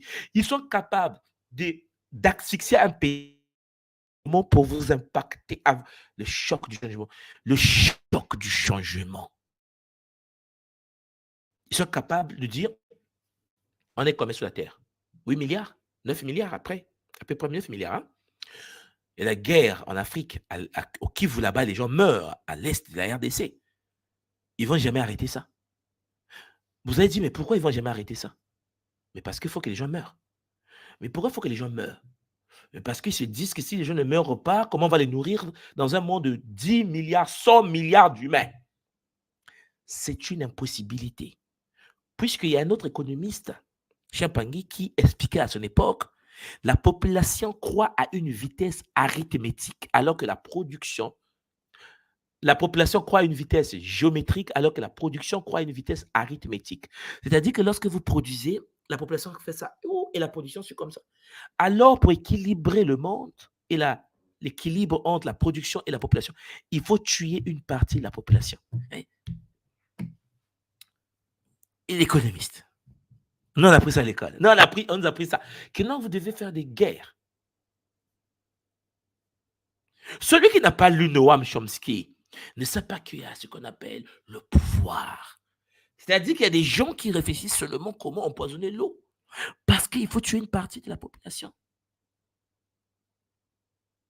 Est-ce que vous suivez? Comment on fait qu'une personne devient un cartésien? Il faut choquer la population. Est-ce que vous me suivez là? Alors qu'il y a des gens, en effet, qui vont devenir, au sein du système, des gens qui vont penser avoir l'esprit critique, mais alors qu'ils ont été choqués. C'est ce que je suis en train de vouloir vous montrer. Une personne peut penser avoir l'esprit critique alors que c'est une émanation d'un choc traumatique. C'est un traumatisé. Mais il pense qu'il raisonne par lui-même. Tu arrives dans un supermarché, il y a 2 boîtes de lait. Il y a Nido plus et Nido moins. On te dit choisis. Toi, tu penses que tu as un choix. Si tu avais le choix, il ne doit pas avoir 2 boîtes de Nido. On te dit à la gauche et à la droite. On te dit de choisir. Tu as oublié que la gauche a été choisie, la droite aussi a été choisie déjà par le système. La propagande va te préparer à faire un choix. La propagande. Champangui, lisez. Le Kimonto nous enseigne que la lecture est la base de l'existence d'un être qui veut être libre. Il faut être capable d'avoir de l'information. Et lorsque tu comprends que tu dois avoir des informations comme quelqu'un comme Noam Chomsky, qui est un narco-syndicaliste, Champangui, ou bien de Naomi Klein, dont je vous ai parlé tout à l'heure, ça change la perception de la réalité. Quelqu'un te parle, la première chose que tu dois te poser comme question, d'où il me parle.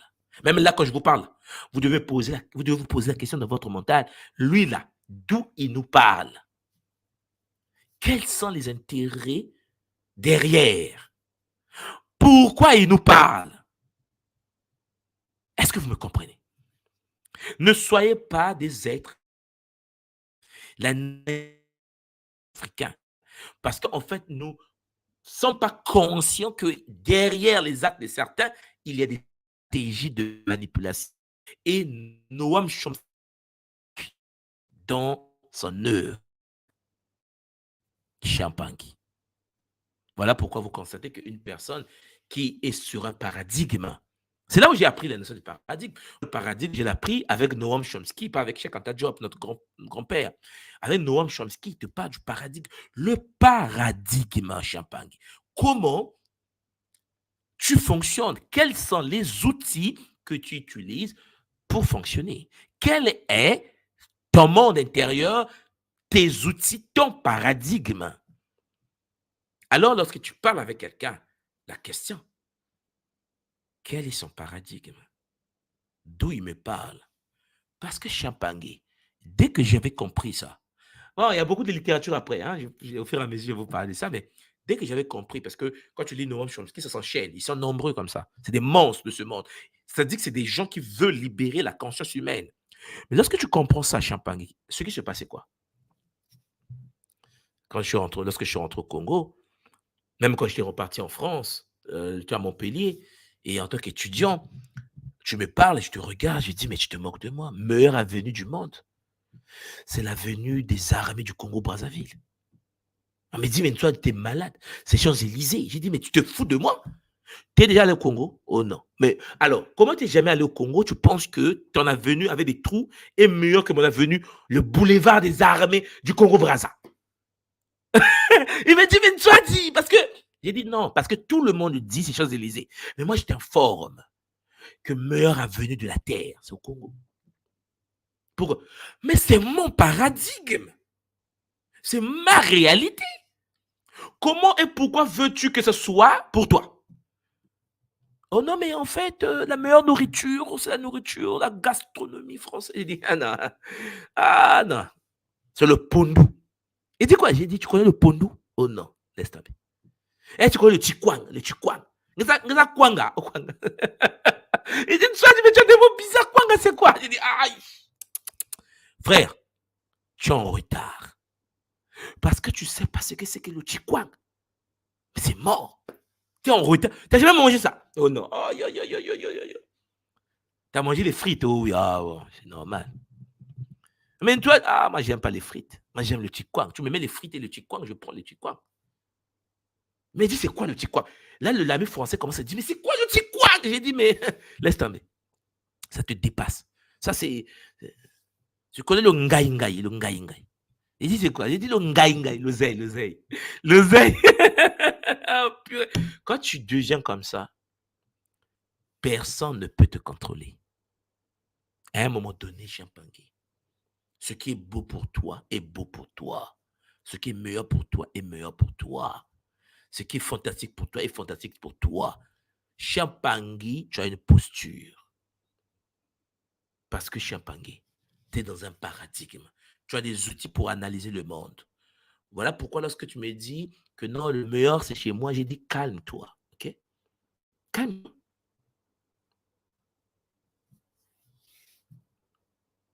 Vous savez, on était ici au Japon avec les Japonais et on entend parler avec les amis diplomates et je les expliquais que le meilleur parc de la Terre se trouve en RDC. Ils me disent, mais dis quoi? J'ai dit, le meilleur parc animalier de la Terre se trouve en RDC. J'ai dit, toi, la japonaise, tu es allé en RDC? Oh non. J'ai dit, ah, frère, t'es mal barré. Hein. Est-ce que tu as déjà vu le lion blanc qui est au parc de la vallée de la Nsele en RDC? Il dit, mais je suis jamais allé en RDC. J'ai dit, oh, je sais pas comment te parler. Tu es en retard, en fait. En fait, je viens de dire à un japonais qu'il est en retard. Mais il n'est jamais allé à la Nsele. Non, mais tu n'es jamais allé à la vallée de la Nsele, à Kingakati, en RDC ou non? J'ai dit, c'est mort. Parce que moi, je suis déjà allé à Shibuya. J'étais au Japon. J'étais déjà à Shinjuku, n'est-ce pas? Oh oui. Bon, j'ai dit à Kyoto, n'est-ce pas? À Osaka, n'est-ce pas? Oh oui. Bon. Ça dit, toi là. Moi, chez toi là. J'ai vu Osaka. Avec les petites routes comme ça. Petites routes. J'ai dit, est-ce que tu as déjà été à Kingakati, en République démocratique du Congo? Le Japon me dit, mais toi, mais tu m'amènes là-bas quand? J'ai dit, paye le billet, paye le billet. Paye le billet parce que le prochain voyage, si tu veux, écoute, je t'accompagne. Je vais te montrer le Kingakati. Bon, je vais l'amener voir les crocodiles du Nil qui se trouvent à Kingakati en RDC et les grands lions blancs, les lions de 2 mètres. Il m'a dit 2 mètres. J'ai dit oui, oui, les lions de 2 mètres. Tu as déjà vu un lion de 2 mètres? Japonais tordu. Il m'a dit, mais l'Afrique est comme ça. J'ai dit non, mais l'Afrique c'est pire que ça, c'est magnifique. J'ai dit c'est le paradis. Comme dans tes films que tu fais de documentaire. Mais moi, je peux t'amener là-bas. L'air respirable est magnifique. Kingakati. Pourquoi? Parce que Champangui, quand tu es dans un paradigme et que tu as un esprit critique et que tu sais que tes ancêtres t'ont légué l'héritage, tu défends l'héritage et tu l'enrichis. Ne tombez jamais dans le piège où ce qui appartient à l'autre est meilleur que ce que tu as. C'est une impossibilité mathématique. Vous n'allez jamais me convaincre, moi, tout le monde, toi, qui me base, que quelque chose est magnifique puisque Champangui, le Ndolé. Je suis parti à Douala. On était à Douala au Cameroun en mission avec la Banque centrale. J'arrive à Douala. Oh, toi, tu vas manger le Ndolé. J'ai dit, c'est quoi le Ndolé? Il me dit, 27 ans. Mais Champangui, j'étais là. J'ai dit, mais les Camerounais m'ont caché les secrets, c'est pas possible. C'est quoi ça? Maintenant, imagine un instant, quelqu'un me dit qu'il y a un plat au-dessus du Ndolé. J'ai dit, mais t'as fumé quoi exactement? C'est un problème de paradigme. Mon esprit critique fonctionne au sein de mon pas. C'est ce que je suis en train de vouloir vous dire maintenant. L'esprit critique fonctionne au sein d'un paradigme. Ce qui veut dire le Bumuntu a des outils. Et le Bumuntu est notre socle. Et tu dois raisonner au sein du Bumuntu. Comme garde-fou. Sinon, Champangui, ton esprit critique va te faire rentrer dans des bêtises multidimensionnelles parce que trop d'esprit critique tue l'esprit critique. Je pense que vous me comprenez. Et donc, il y a l'ensemble de définitions, le domaine de définition. Tu es à l'intérieur du domaine de définition, tu dois te dire, je suis un monde fondée sur le... Mon esprit critique a pour ensemble de définition le Ubuntu. Le Ubuntu me dit ceci. Donc, si je veux réfléchir là, les outils que je vais utiliser pour analyser le monde dans lequel je suis, c'est les outils du Ubuntu. Champangui, ne commettez pas l'erreur de ne pas avoir des outils. L'ensemble de définition, le paradigme. Et vous verrez que la vie n'est pas aussi difficile que ça. Il faut être fier. Je suis arrivé en Martinique la fois dernière. La première fois que je suis arrivé aux Antilles, en Martinique, on m'a dit l'eau de coco. Je dis l'eau de coco. Et là, j'ai commencé à boire l'eau de coco. Et là, j'ai commencé. Mais j'ai un panier des choses que tu manges en Martinique. Tu là, tu dis, mais c'est quoi ça là? C'est quoi ça? Bon, vous me comprenez. Et j'ai dit on panier de la Martinique, quand j'étais là-bas, j'ai dit, personne sur la terre doit vous enlever dans la tête que c'est... Il y a autre chose meilleure que ça. En fait, vous devez comprendre que c'est un problème de paradigme. Chacun défend son église, comme on dit. Le Chinois va te dire que la nourriture chinoise est la meilleure de la terre. Le Japonais va te dire la meilleure nourriture est la japonaise. Moi, j'ai dit aussi, la meilleure nourriture est africaine. Maintenant, va pleurer maintenant. Oh non, mais toi, tu dit que c'est africain. J'ai dit, mais je t'ai dit que il n'y a rien au-dessus de ce que j'ai mangé à Abidjan. Quand je suis arrivé à Abidjan, là, tu ne peux pas dire autre chose. Maintenant, puisque toi, tu penses que c'est un problème de paradigme et d'esprit critique. Parce que si on parle, je vais te démontrer que mon plat est meilleur parce que ma bouche ressent un plaisir avec mon plat. Ton plat, là, me fait mal au ventre. Bon, j'ai fini. C'est simple que ça. Voilà pourquoi lorsque vous écoutez, que ce soit les ondits, les attaques, vous devez toujours vous dire d'où ça vient, quel est le but. Parce que vous êtes dans un paradigme. Vous devez l'analyser avec les outils de votre réalité. Et s'il arrive que la réalité de l'autre est meilleure aussi, tu prends les outils, la réalité de l'autre, tu les télécharges dans ton paradigme à toi pour t'enrichir. C'est le but de l'existence, Champangui. Alors, comme je vous l'avais dit, je ne vais pas monologuer ça. J'espère que ce sujet sur l'esprit critique vous a apporté de la lumière et que vous avez compris qu'en effet, lorsque vous avancez dans la vie, il faut être connecté à votre esprit critique. Il faut vous questionner. Mais votre questionnement doit utiliser les outils de votre paradigme. Il faut que vous compreniez que votre base de données, votre ensemble de définitions, votre domaine de définition, c'est votre paradigme. Quelle que soit votre manière de penser, quel que soit votre esprit critique, on vous a légué quelque chose. Les ancêtres vous ont légué l'héritage ancestral. Et vous devez être dans ce paradigme-là, dans cette tradition-là. Regardez le monde. Vous allez voir que la vie est simple, en fait. Vous savez, beaucoup de gens se posent des questions, mais comment toi, tu veux rentrer chaque année en Afrique? Mais l'Afrique, mais attends, il y a le couple de... J'ai dit, non, mais en fait, non, laisse tomber. On m'a dit, mais comment ça? J'ai dit, non, laisse tomber. On ne voit pas le même continent. On ne voit pas la même réalité. Vous savez, nous, on a vécu au village. Moi, j'ai vécu au village et le Niari, pour ceux qui sont de la grande, du Congo, dans la Boïnza, vous voyez de quoi je parle. Et donc, le Niari, c'est un petit fleuve qui passe dans la Boïnza, dans ma région, en fait. Et, et souvent, lorsqu'on était petit, on partait se laver parce que nous, on est des nageurs multidimensionnels. On nage pas dans la piscine, on nage dans le fleuve. Il y avait des vagues, laisse tomber, les vagues même ont peur. Ce qui veut dire que lorsqu'on était petit et qu'on nageait dans le Niari, il y a des moments où je suis ici au Japon, je vais dire, ah, le Niari me manque. Le Niari on m'a dit, tu as dit, mais tu à Tokyo. J'ai dit au pays, il faut que je rentre vite parce que je dois aller au village faire le pied là. C'est-à-dire, de faire mes plongeons. Parce que je veux être dans mon état naturel. C'est mon paradigme. Oh non, mais là, il y a la piscine olympique. Champangui, je vais te démontrer que dans la piscine olympique, les gens pissent dedans. Oh non, mais toi aussi, tu exagères. Il dit oui, les gens pissent dedans. Et en plus, la transmission des mémoires. Mais je te fais une dépression. Pourquoi? Et parce que je t'ai bien dit que moi, j'ai ma propre piscine. C'est au village. Mais c'est le fleuve, en fait. Comment tu veux lutter avec quelqu'un dont le paradigme ne peut pas être complexé? Tu peux avoir l'iPhone 17 ou 20. T'es mal barré.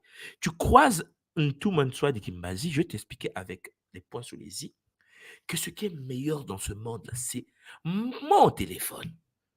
Oh, c'est ancien, mais parce qu'il y a moins d'ondes, en fait. C'est mais parce que c'est mon paradigme. C'est ça que vous devez devenir, Champagne. Vous devez être dans des postures. Vous devez être des gens stables. Vous devez accepter votre état et personne ne doit vous enlever. C'est comme vous dites, la plus belle femme du monde, c'est votre femme. Le plus beau gars du monde, c'est votre homme. Point final. Il n'y a pas de débat là-dessus. Pourquoi? Parce que c'est comme ça que le monde fonctionne. Certains veulent que vous buvez du coca. Certains veulent que vous buvez de... Vous comprenez? Et il faut aussi lui dire qu'il y a l'eau de coco. L'eau de coco. Que la meilleure boisson, c'est... Il n'y a pas l'eau de coco. Mais il va te dire qu'il faut boire son cola sucré, là, au sans sucre, avec l'aspartame, perte de mémoire multidimensionnelle. Je dis que non, il y a perte de mémoire multidimensionnelle. On dit une fois, il faut prendre le dentifrice. Quoi? Oh, c'est dentifrice, j'ai dit, il y a du fluor dedans. Oui, c'est mort. Pourquoi? Parce que le meilleur dentifrice du monde, c'est le bois Congo. Ce qui nous permet de laver les dents au Congo. Non, mais toi, tu ramènes tout au Congo. Mais tu veux que je ramène tout à quoi? Non, mais sérieusement, Champagne, réfléchissez un peu. Vous voulez que vous rameniez tout à quoi? À lui? À l'autre? Ouais, l'arnaque a commencé. Non. Tu es Togolais, tu es né au Togo, tu es fier d'être Togolais. Pourquoi? Parce que tu es Togolais. Pourquoi? Mais parce que c'est le meilleur pays du monde. Oh non, mais tu as dit coupure de courant. J'ai dit, alors, les coupures de courant nous permettent de préserver l'écosystème. Vous pensez que la pollution lumineuse nocturne est une bonne chose? Oh non. Mais il faut couper le courant de temps en temps. On dit ça, mais c'est quoi ton problème? J'ai dit, tu ne peux pas gagner. Parce qu'en effet, Champangui, je suis dans un paradigme. Tu es dans un paradigme. Nous sommes dans deux paradigmes différents. Donc, tu ne peux pas analyser quelqu'un qui fonctionne après avoir lu Noam Chomsky. Tu ne peux pas. Ce cerveau a été cramé. Pourquoi? Mais parce qu'on fonctionne dans notre paradigme. Et là, on est tombé chez Anta Diop. Fallait pas. C'est quand tu lis chez Anta Diop, Champangui, la connaissance est directe. Là, tu te dis... C'est pour ça que, vous savez, parfois, on voit les débats sur l'Égypte et tout ça ne nous intéresse pas. Pourquoi? Parce que je ne vais pas débattre si j'étais pharaon. Nous avons l'État. Nous sommes descendants. Comment tu vas débattre? Oui, ma maman était congolaise, ma maman était congolaise. Mais c'est pas le moment. Non, c'est automatique. Ça veut dire que lorsque je me retrouve devant les autres frères et sœurs, je ne pose pas la question. Ah, tu sais que nous étions des pharaons? Non, non, non. Les Mpagi, les gens qui me connaissent, ils savent qu'ils ne laissent tomber.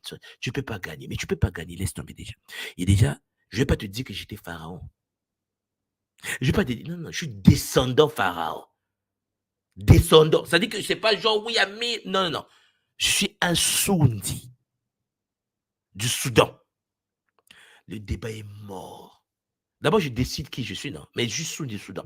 Ce qui veut dire que quelqu'un ne va pas me dire le contraire. Oh non, il y a un tel documentaire, on a dit que les pharaons n'étaient pas des Kamites. Mais est-ce que ça m'intéresse? Non. Pourquoi? Ce n'est pas mon combat, en fait. Ce n'est pas ma vie. Ma vie à moi, c'est mon paradigme. Parce que je vais mourir. Tout le monde va mourir. Pourquoi voulez-vous que je sorte de mon paradigme pour aller dans un autre paradigme, pour me sentir inférieur dans le paradigme de l'autre? Mon paradigme à moi est un paradigme qui renferme les valeurs du beau monde, n'est-ce pas? Ouais. Point final. Ce qui veut dire ton paradigme à toi est un paradigme où on tape les femmes, par exemple. Oh oui. Ouais. On n'a pas le même paradigme. Ton paradigme à toi est patrilinéaire, oui. Mon paradigme à moi est Maungu. Et là, il dit, mais toi, dis c'est quoi? Vous êtes matrilinéaire? Je dis non. Vous êtes patrilinéaire? Je dis non. Mais toi, dis, mais c'est quoi ton problème? Votre tradition, c'est quoi? Il dit, nous sommes Maungu. Il me dit, mais Maungu, c'est quoi? Il dit, ah, frère, il faut étudier. Toi, tu me dis patrilinéaire, là. Moi, j'ai étudié tes choses de patrilinéaire. Mais il faut que tu découvres c'est quoi Maungu. On n'a pas de débat à faire. Comment veux-tu minimiser quelque chose que tu ne comprends pas? Moi, je te comprends, j'ai étudié dans ta structure, je connais bon, la gauche, la droite et tout. Voilà. Tu connais le Kibakala? Oh non. Est-ce que tu connais le Kinkento? Oh non. Est-ce que tu connais le Kimawu? Oh non. Tu vois, on n'a pas le même paradigme. Déjà, pour traiter l'homme et la femme, là, c'est pas pareil. Bon, est-ce que chez vous, une fois dit, il y a des hommes, est-ce que vous considérez l'homme et la femme? Il dit non. Non, mais attends, toi, tu exagères. Il y a quand même l'homme, toi, tu es un homme. Je dis non. C'est quoi ton problème? Pourquoi veux-tu que je sois un homme? Oui, mais parce que j'ai dit, mais c'est quoi ton problème? Moi, je suis un bacala. Ouais, mais bon, ça veut dire pas homme. J'ai dit non. Mais ta femme, j'ai dit non, c'est pas une femme. C'est un kento. Si tu veux que je t'explique ce que ça veut dire. Mais ça ne veut pas dire homme et femme. Donc, garde ton homme et femme, parce que je sais ce que ça veut dire, mais nous ne sommes pas des hommes et des femmes. Dans ma paradigme, normalement, il n'y a pas d'hommes et femmes. Ça n'existe pas. Oh, mais vous avez quand même des enfants. J'ai dit, dans mon paradigme, il n'y a pas d'enfants. Il y a des moana, incarnation de la spirale sacrée. C'est pas un enfant. Vous voyez comment on peut vivre une vie de plénitude Champagne en observant sa réalité avec ses propres lunettes, et l'autre qui est devant toi ne peut pas te minimiser.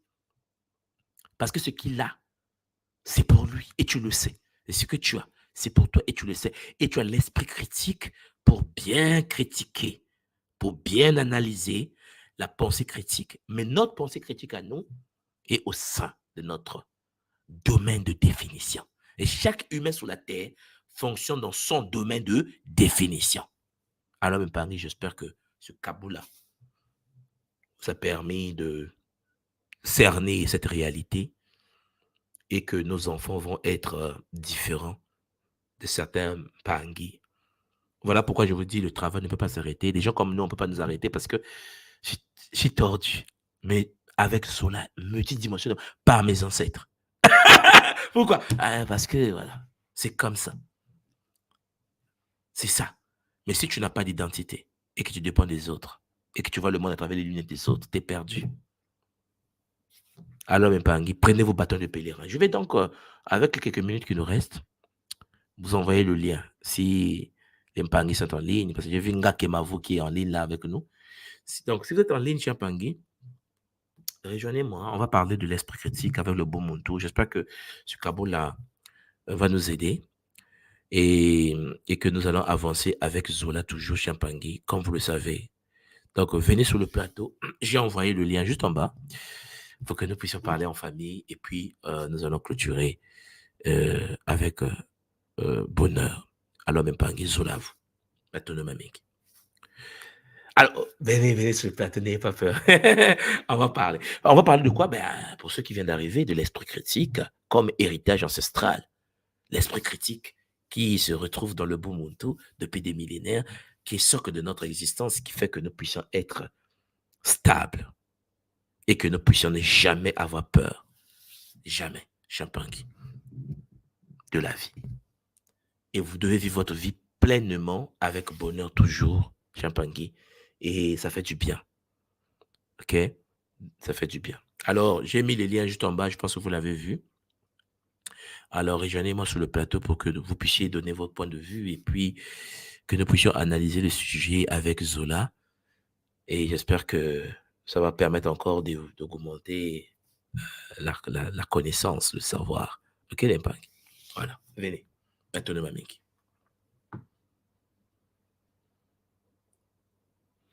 Voilà. Il y a Mpang et Nsaku qui est rentré. Mpang, Josué, Mbotatoua, est-ce que tu m'entends? Ton micro est muté, papa Josué. Est-ce que tu m'entends? Moi. Mbote, papa. C'est le bonheur. Comment tu vas? Mbote, est-ce que vous m'entendez? Oui, je t'entends très bien. Est-ce que toi, tu m'entends?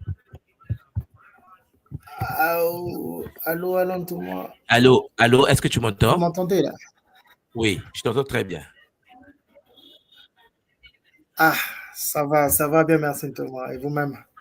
Oui, ça va très bien, Ça va papa. et Ça va vous-même? très bien. Oui, oui. Alors, dis-moi, qu'est-ce que tu as compris de Kaboul ce soir? Moi, je vous entends. L'esprit. Voilà. Ma première question s'oriente un peu de l'autre côté. J'ai posé la question de savoir.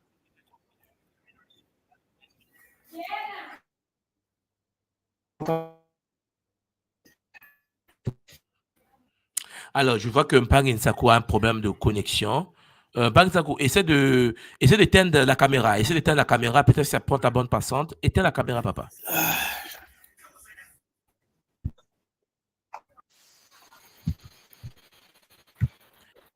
Pang Nsaku? Ok. Ok. Je pense que. Essaie de teindre ta caméra et puis tu nous reviens, ok, papa? Alors, essaie, voilà. Là, c'est bon. Essaie de parler, là. Ouais, est-ce que vous m'entendez là? Là, je t'entends très bien, papa. Je t'entends très bien.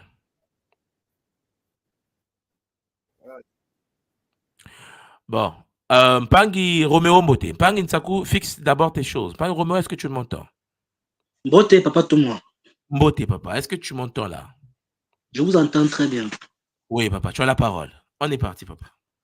Ok, d'accord, papa Thomas. En fait, j'ai juste quelques questions à vous poser hein, par rapport à l'esprit critique. Toujours, toujours. Bon, vous avez parlé de vérité. Vous avez parlé de Oui, la vérité, que ta vérité est ta vérité. oui, Bon, j'aimerais savoir quelque chose là, papa Thomas. Si ma vérité est ma vérité, oui. est-ce que les autres vérités ne sont-ils pas aussi des vérités? Non, les autres vérités sont aussi les vérités, mais les vérités qui appartiennent à ceux qui les expérimentent. C'est-à-dire que ta vérité, chacun de nous a sa propre réalité, a sa propre vérité. Il n'y a pas une vérité. C'est-à-dire que lorsque la vérité devient unique, c'est qu'on te l'a imposée à tout le monde. C'est comme on nous a uniformisés. Quelqu'un a imposé sa vérité aux autres. Mais l'expérience de la vie d'une personne est unique, en fait. Est-ce que tu me comprends? Je vous comprends très bien, papa Thomas. Je te prends un exemple. Est-ce que tu es conscient qu'il y a des gens, par exemple, en Occident, nos frères qui quittent l'Afrique, qui arrivent en Occident, beaucoup, par exemple, beaucoup de personnes font le ménage, font la planche, dorment sous les ponts. Tu es conscient de ça? Oui, oui, effectivement. Bon. Et pourtant, lorsqu'ils repartent au pays, même en vacances, ils viennent en veste, cravate, chaussures pour montrer au pays qu'ils sont bien en Europe. Est-ce que tu me suis là? Oui, oui, je vous suis très bien. Il a créé sa propre réalité, en fait. C'est un complexe d'infériorité, je suis d'accord. C'est le cas, il ment comme il respire parce que beaucoup de gens souffrent en Occident, mais quand ils rentrent en Afrique, ils montrent qu'ils sont à l'aise en Occident. Donc, tu vois qu'en effet, toi qui es en Afrique, lorsque tu le regardes, tu dis oh non, il est bien, il vient de Paris. Oh, mon oncle, oh, il est bien sapé. Mais tu ne sais pas qu'il dort sur les cartons, en fait. Tu suis. Quelle est la vérité là? La vérité est où exactement? Est-ce que le fait que le frère dort sur les cartons, est-ce que tu as formé non. Tu comprends? Je vous suis un peu très bien. Lorsque tu analyses quelque chose dit qui compte, c'est que toi, tu conçois de ce qu'il dit. C'est ta vérité, ta réalité. Parce qu'il peut mentir. Il peut mentir. Ah oui, il fait le pays, il est en veste. Tu vois? Et toi, tu dois réaliser que le mec, là, il travaille où? Il travaille où? Qu'est-ce qu'il fait qu'on a vu? Tu vois, tu commences à faire quoi? À mettre en place ton esprit critique pour analyser la réalité, la situation. Oui, oui. Voilà. Je te prends encore un autre exemple. Chacun sa réalité. Regarde, moi, j'ai étudié, comme tous les autres, on a étudié en Occident. J'ai étudié en Asie, en Chine. Après, je suis parti en Europe. J'ai fini. J'ai parti au Canada. J'ai fini. Je suis rentré chez moi au Congo. Et quand je suis rentré au Congo, et chez Mpangui, ce que j'ai vécu, je vis au Congo, est de loin supérieur à ce que j'ai vécu comme plaisir lorsque j'étais en Occident. En Occident, j'étais étudiant en train de faire le ménage, la plonge, tu vois, pour payer les études, la galère, quoi, comme tu sais là, de tous les étudiants Je africains. comprends. Mais une fois que Oui, je suis oui. rentré en Afrique, mon premier poste au Congo, de mon pays, mon premier poste à moi, c'était le DAF de la santé. J'étais le directeur administratif et financier de la République du Congo. Mais papa, tu ne peux pas imaginer mon salaire. Ça veut dire que j'étais au pays. Imagine, j'étais au pays, je regardais peut-être des amis qui étaient en France. Ils me disent, tu es rentré, mais tu es malade, quoi, tu es rentré. J'ai dit, frère, c'est que les autres, ce que tu vas faire en 20 ans là-bas, moi, je fais ça en une semaine. La première année, quand je suis rentré, même mes amis qui étaient restés au pays, ce que j'ai pu faire en un mois, eux, ils ont fait ça en 10 ans. Ils m'ont dit, mais. Et pourtant, c'est le même pays, hein. On n'a pas la même vérité, là. On n'a pas la même réalité. Et peut-être ça, c'était le galéreur du coin, le petit, tu vois, le petit du coin qui galérait. Non, mais on n'a pas la même réalité. On est le même pays, mais on ne vit pas les mêmes choses. Tu vois, on ne vit pas la même chose. Puisque ce que tu gagnes en un mois, lui, il gagne ça en 10 mois ou en une année. Tu vois, donc ce qu'il a fait en 10 ans, tu le fais en 10 mois. La vérité, écoutez-moi bien, est propre à chacun. Et ce qui veut dire qu'à partir de là, tu dois donc être conscient de déployer ton esprit critique, Papa Roméo. Toujours. Il faut que tu déploies ton esprit critique pour que tu analyses la situation devant toi. Parce que rien ne te dit que ce que l'autre dit est vrai. Ce qu'il dit. Parfois, il fait des cauchemars. Il y a des gens qui font des cauchemars. Il y a des gens qui sont mal. Parfois, ils sont tapés dans la boîte. Il y a des gens qui vivent des choses compliquées dans la vie. Hein. Il est menacé de mort. Il fait semblant. Il apparaît comme s'il est sérieux. Tout va bien. Lorsque tu commences à déployer les jeux, tu dis, mais regarde-moi un esprit comme ça. Il fait la planche. Tu sais, lorsque j'étais étudiant, je vous ai dit tout à l'heure, on est parti à Toulouse faire les pommes. J'arrive à Toulouse, je croise des Congolais de chez moi de Brazzaville qui font les pommes. Ils m'ont dit, tu es de Brazzaville? J'ai dit oui. Petit, il ne faut pas dire au pays que je fais les pommes. Hein. Tu comprends ça? Je dis, purée, le gros. Mais oh, gros, toi, parce qu'il est connu au pays, tu vois. Mais il m'a dit, petit, vous là, les choses de France restent en France. Hein. Ah! Il dit, la ville. Et pourtant, au pays, tu vas voir, nous, on appelle ça les sapologues, tu vois. Il est sapologue, il fait les pommes. Tu vois. Et lorsque j'arrive au pays, j'explique aux petits que non, vous savez, quand j'étais étudiant en France, je faisais la planche, le ménage. Il y a même mes collègues du boulot qui sont fâchés. Ouais, mais pourquoi tu dis ça aux petits?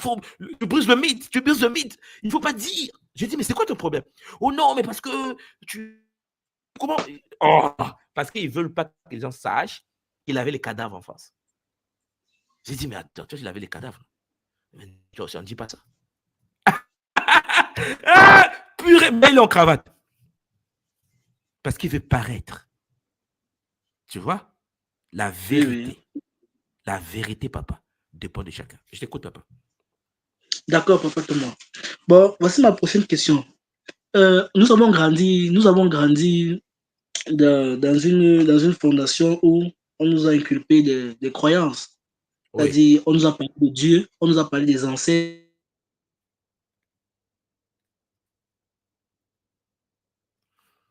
Allô, est-ce que tu m'entends? Pang et Roméo. Alors, cher Pang, je ne sais pas si vous entendez Pang et Roméo, moi je ne l'entends plus. Est-ce que vous l'entendez?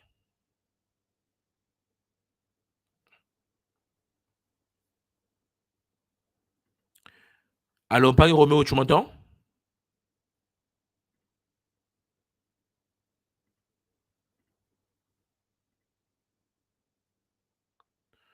Ok, je pense que Pang et Roméo a un problème avec... Je n'entends pas. Bon, les Pang, je n'entends plus. Pang Isha Mbote, pendant que Pang et Roméo est en train de fixer.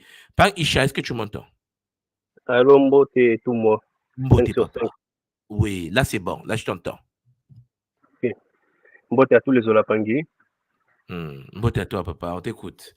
Alors, les Pangui, on me dit, il faut que vous likez, parce que c'est un problème de connexion. On me dit, il faut que vous likez pour que ce soit stable. Voilà. Mbote, papa, Isha, on t'écoute, papa. Oui, tout moi. En tout cas, après tout ce que vous venez de dire là, en tout cas, rien à commenter. C'est vraiment le message est passé. C'est vraiment tocos. Parce que avec l'esprit critique, ça nous évite vraiment à être manipulés et marcher comme un aveugle. Genre, tout accepter, tout gober comme un aveugle. Après tout ce qui vient se passer, depuis Canada, Laval, on est au courant de tout ce qui se passe sous les toits. Alors là, maintenant, c'est question des Momotu qui doit prendre place dans nos décisions. Effectivement. Donc, je suis vraiment content, très ravi d'écouter ces Kaboulas. Ça m'a encore fortifié. En tout cas, Matou no morning. Matou no toi, papa, ma papa Isha, ça fait plaisir de t'entendre. Mais comme tu sais, même quand tu écoutes les Kaboulas, il faut toujours déployer ton esprit critique. Toujours, papa. Toujours. Tu comprends? Non, toujours. Ça dit que quand tu écoutes là, il faut dire, bon, tu vois, je vais parler de Kimbangu. Toi, tu le connais. Tu as entendu parler de lui. Tu dis, je vais aller vérifier est-ce que ce que tu as dit, c'est ce que Kimbangu a dit. Toujours. Ça dit que ce que je suis en train de vous dire à travers le Kimuntu, c'est que vous devez toujours vérifier les informations. Toujours. C'est très important. Parce que, papa, l'être humain est manipulable. Ouais. Et si tu as l'esprit critique, ça te protège. Effectivement. Ah oui, tu check, tu dis, ah non, je ne suis pas d'accord. Mauvaise faute. Tu vérifies l'information, tu dis non, ce n'est pas correct. Tu corriges l'information. Parce qu'il y a des gens qui ont ce qu'on appelle les... C'est-à-dire que même quand c'est elle, Lui, il est dans l'opposition radicale. Ça, comme on dit chez nous, c'est les forces astrales, ici, critiques démoniaques, quoi. Hein, l'esprit de contradiction. Mais il faut toujours déployer l'esprit critique, c'est très important. Parce que ça nous permet de nous sécuriser. Ça nous permet d'éviter les problèmes. Ça nous permet d'analyser. Imagine, toi et moi, on est d'Afrique et on nous a mené les religions. On ne veut pas qu'on pose des questions. C'est ça, l'église a dit, ne pose pas, tu poses trop des questions. Sinon, bien, Liboma.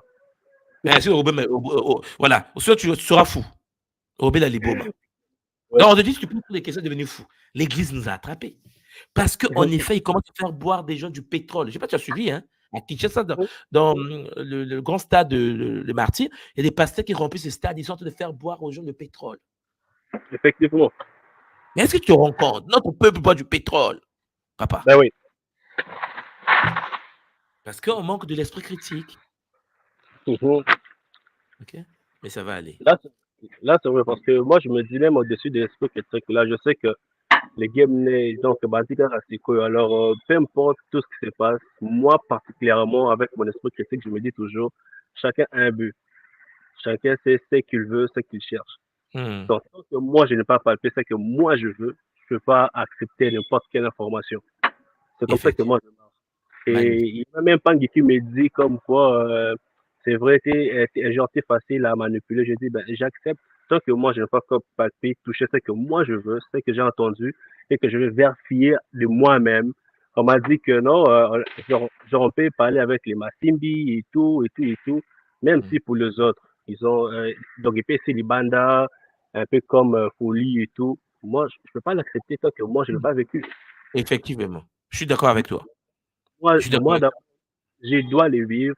Est-ce que réellement, avec l'énergie qui déploie l'école Kimoto, est-ce que c'est vrai? Est-ce que vraiment on les touche? Est-ce qu'avec les Takia, ça marche? Est-ce qu'avec les Kisombe et tout, ça marche? Donc, moi, personnellement, je n'ai pas vécu. Je suis d'accord avec toi à 100%. C'est-à-dire que ne tombe pas dans le piège où l'expérience de l'autre te pousse à l'influence. Tu es influencé. C'est pas possible. Tu vois, non? Ben oui, parce que là, c'est sa vérité à lui, mais c'est pas ma vérité. C'est ça. C'est pas ça que moi, je n'ai pas expérimenté. Par exemple, je te prends un exemple. Une personne, par exemple, peut être à l'école Kimuntu, il se connecte au Massimi par la transe. Mais toi, l'école Kimuntu peut te transformer par l'enseignement du Bumuntu. Tu vois? C'est-à-dire que lui, c'est la transe qui l'a transformé. Toi, c'est le Bumuntu qui te transforme. C'est-à-dire qu'en vivant le Bumuntu, ta vie a changé. Tu vois, et pour toi, tu ne parles pas de transe, tu ne parles pas d'MPV, tu ne parles pas de Massim, mais tu te dis, mais le Bumuntu, là, depuis que je suis les règles du Bumuntu, depuis que j'ai dégagé l'énergie de l'esprit critique, mais je me sens bien et en sécurité. Tu vois? Et ma vie a changé parce que ça te permet de vivre, d'améliorer ta vie, d'accompagner ta famille, d'éduquer tes enfants, parce que c'est puissant. Mais ça peut être puissant pour toi, mais l'autre, il a besoin de la transe. Il dit non. La transcendance. Donc, tu vois que chacun de nous est unique, en fait. Exact. Voilà. Oui, mais tout, moi, et en plus, il y a quelque chose qui met beaucoup nos pangs dans les erreurs. Je me souviens, l'une de tes vidéos, tu disais que l'école Kimoto n'est pas une église ou bien un secte, parce que les gens ont toujours tendance à être guidés, tout le temps accompagnés, tout le temps être suivis, comme si c'était genre dans une église que le pasteur doit savoir est-ce que tu vas bien, est-ce que genre tu avais mangé. Oui, l'esprit des Minzami. Oui. Bon. Donc, parce que toi, tu nous donnes les outils, c'est à nous de forger et de fonctionner dans l'autonomie.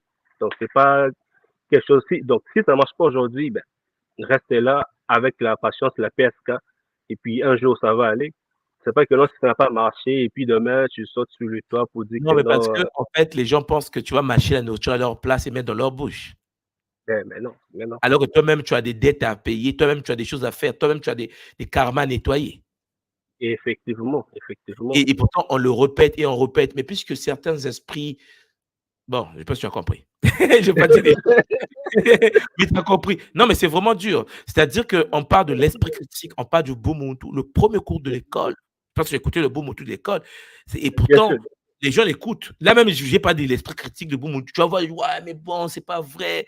Ouais, Je il suis faut déjà que... à niveau 7, tout. Moi, je suis dans le niveau 7, mais j'ai fait que répéter, même le niveau 1, le Ubuntu 1, je fais que répéter, quoi que j'ai déjà fini ça, mais je fais que répéter, parce que je me suis dit, pour l'instant, je n'ai pas encore touché à la spiritualité ou bien à genre de choses éthériques, Hum, mais au moins, le Ubuntu est fait là pour moi. Je dois un peu magnifique. m'encourager là-dessus pour être vraiment trop dur dans le futur. Je suis pas pressé aller directement être un gars, que ce soit. Non, non, je veux d'abord travailler.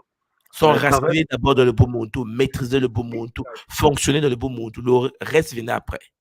Exact, exact, exact. Magnifique, papa. Attends, toi, papa Isha. Attends, Attends de tout. beaucoup de zola. Attends. Vraiment, j'espère que le Kaboul de papa Isha qui vient de nous donner va toucher beaucoup de Mpangi qui nous écoute ce soir. Il y a Mpangi et Hélène qui est avec nous. Maman Hélène Beauté. Beauté Ntouma, merci pour m'avoir Beauté, reçu maman. sur le plateau. Hmm. Matondo déjà pour le Kaboula, parce que c'est moi je suis en plein dans le Bumuntu, je viens de commencer. Donc j'ai tout suivi, j'ai regardé tout ce qui était les raisonnements par déduction et tout. Enfin, c'est vraiment des mines d'or tout ce que vous faites. Et j'aimerais revenir effectivement sur ce que vous disiez sur la télévision. Oui, maman. Moi, ça fait au moins 2-3 ans, j'ai plus de télé chez moi. Je me suis installée, j'ai coupé tout ça. Et on voit bien l'influence de la télé et des médias. Parce que quand on regarde et qu'on s'informe, d'où l'importance aussi de s'informer, on voit que, bon, les médias n'étaient pas très bons avant, mais depuis 2007, Sarkozy, tous les médias sont un peu contrôlés par les mêmes personnes et les journalistes ont perdu beaucoup de leur esprit critique. Alors, je ne dis pas que ça n'avait pas commencé avant, mais là, on a vraiment une rupture avant et après Sarkozy. Et tous les médias, aujourd'hui, quand on regarde, ils traitent l'information vraiment de la même manière. Ils reprennent les mêmes sujets. Il y a plein de sujets qui sont mis sur le côté. On ne prend que ce qu'on veut vous donner. Et quand on fait l'effort d'aller dans des groupes, d'aller s'informer à l'extérieur, on voit qu'il y a un monde entre ce que nous raconte la télé et la réalité des choses. Ne serait-ce que moi, quand je suis revenue vivre dans la famille pendant 2 ans. C'était de 2018 à 2020 jusqu'à 2021 et on était en plein Covid. C'était la télé tous les soirs, j'entendais les chiffres. Tous les soirs, les gens regardaient la télé et c'est vrai qu'il y avait une sorte de... Alors, c'est même plus de l'influence, c'était du matraquage de cerveau sur le nombre de morts. Et c'est vrai que ce qui a fait vraiment, honnêtement, hein, ça a fait perdre l'esprit à certaines personnes à force de regarder tout ça. Et moi, en regardant tout ça, j'ai dit à un moment, je suis partie de l'autre côté de la maison en disant, ça y est, j'en ai marre d'écouter tout ça parce que ça influençait le cerveau et ça faisait presque mal à la tête à la fin. Et on voit bien, moi, quand je suis retournée après en discussion, parce que moi, le Covid, ça m'a beaucoup affectée parce que pour information, je vis en France. Ça a beaucoup affecté comment les gens, ils ne faisaient que écouter les médias. On n'avait que ça. Ils se sont informatés, ils se sont fait influencer par les médias. Donc, c'est très important d'aller voir d'autres sources d'informations, d'aller discuter avec les gens, même des gens qui n'ont pas forcément le même point de vue que nous, mais au moins de s'alimenter d'autres choses, de ce qui nous est donné à la télé. Bon, ça aurait peut-être évité à plein de personnes d'aller se faire vacciner. Mais bon, ça, c'est un autre sujet. Un autre sujet. Mais il est clair que pour ce qui concerne la télévision, beaucoup de gens pensent qu'avoir la télévision à la maison, c'est un luxe, c'est intéressant. Tu vois, tu as la télé, digitale, machin. Et deuxièmement, ils se disent que non, s'il n'écoute pas les informations, il n'est pas informé, en fait. Il y a des gens comme ça. Ils se disent, ah non, mais je n'ai pas écouté TF1. Non, il faut que j'écoute le journal. Alors, ils oublient une chose, c'est que le journal, tout ce qui se dit dans les médias, c'est sous le contrôle du patron des médias. C'est-à-dire, c'est son média. Vous savez, beaucoup de gens peut-être ne sont pas informés. Quand tu prends quelque chose, je pense que c'est LCI, c'est privé. Oui. Hein, privé, ça appartient à quelqu'un. Bon, une chaîne privée qui appartient au BFM TV appartient à quelqu'un. Bon, une personne qui a son BFM TV, qui fait passer ce qu'il veut, qui dit ce qu'il veut, le problème, c'est que les gens prennent ça au premier degré. Alors qu'aujourd'hui, là où nous parlons, le journal, c'est du théâtre. En direct. Non, mais c'est ça. C'est du théâtre en direct. Non, mais il y a des choses. C'est lorsque tu voyages dans d'autres pays que tu découvres ça. Mm. Si tu C'est fais ça. du voyage un peu ailleurs, tu te dis, mais non, mais c'est pas possible. Mais non, mais c'est pas. Non, mais on me ment. Mais oui, on te ment depuis que tu es au berceau. Parce qu'il faut garder l'enfant sous contrôle. Il faut lui dire certaines choses, certaines vérités. Tout est programmé. On programme les Mm. gens pour qu'ils puissent réfléchir d'une certaine manière. Ce que nous faisons avec le Kimoto, c'est de dire, est-ce qu'il n'est pas temps de pouvoir chercher par soi-même? Tu as Internet aujourd'hui, tu vas sur Mm. Internet, tu peux mettre devant toi 10 médias différents, et tu auras une version à toi de la réalité. Quand on dit à la C'est ça. télé, il y a des intérêts derrière. Et s'il y a des intérêts derrière, qu'est-ce qu'il nous dit? C'est la vérité. Mais parfois, le journaliste même ne croit pas ce qu'il dit en fait. Mm. C'est Oui. incroyable. Programme les gens. Je te prends le cas tu as parlé de Covid tout à l'heure. Lorsqu'il y a eu Covid, beaucoup des gens, notamment ceux qui n'avaient pas de télévision, étaient moins impactés, même de manière Mm. négative, moins impactés parce qu'ils ne savaient même pas ce qui se passait. Il y a des gens qui ne savaient pas ce qui se Ouais, passait dans c'est ce ça. monde. Hein. Mm. Moi, avant Covid, en 2019, là, en 2019, on est rentré en Afrique. J'ai tout pris mes bagages, j'ai mis mon bateau, j'ai tracé sur le continent. J'arrive au Congo, maman. Covid au Congo, je sais pas. Non, mais les gens prenaient leur bus, Oui. le bus africain là, collé là.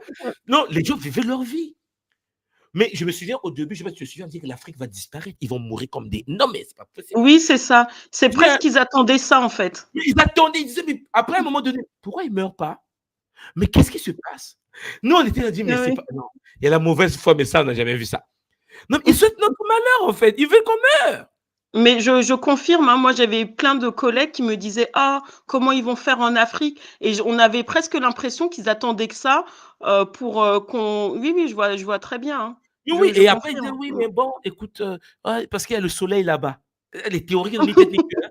Ah, parce qu'ils ont le soleil. Et pourtant, au Canada, en plein été indien, les gens mouraient comme des vaches, comme ça, bam, bam, bam, comme les mouches, comme on dit. Mais en Afrique, on dit non, ils ont la chaleur. Parce qu'ils cherchaient, mais pourquoi ils ne meurent pas, en fait, ces gens-là?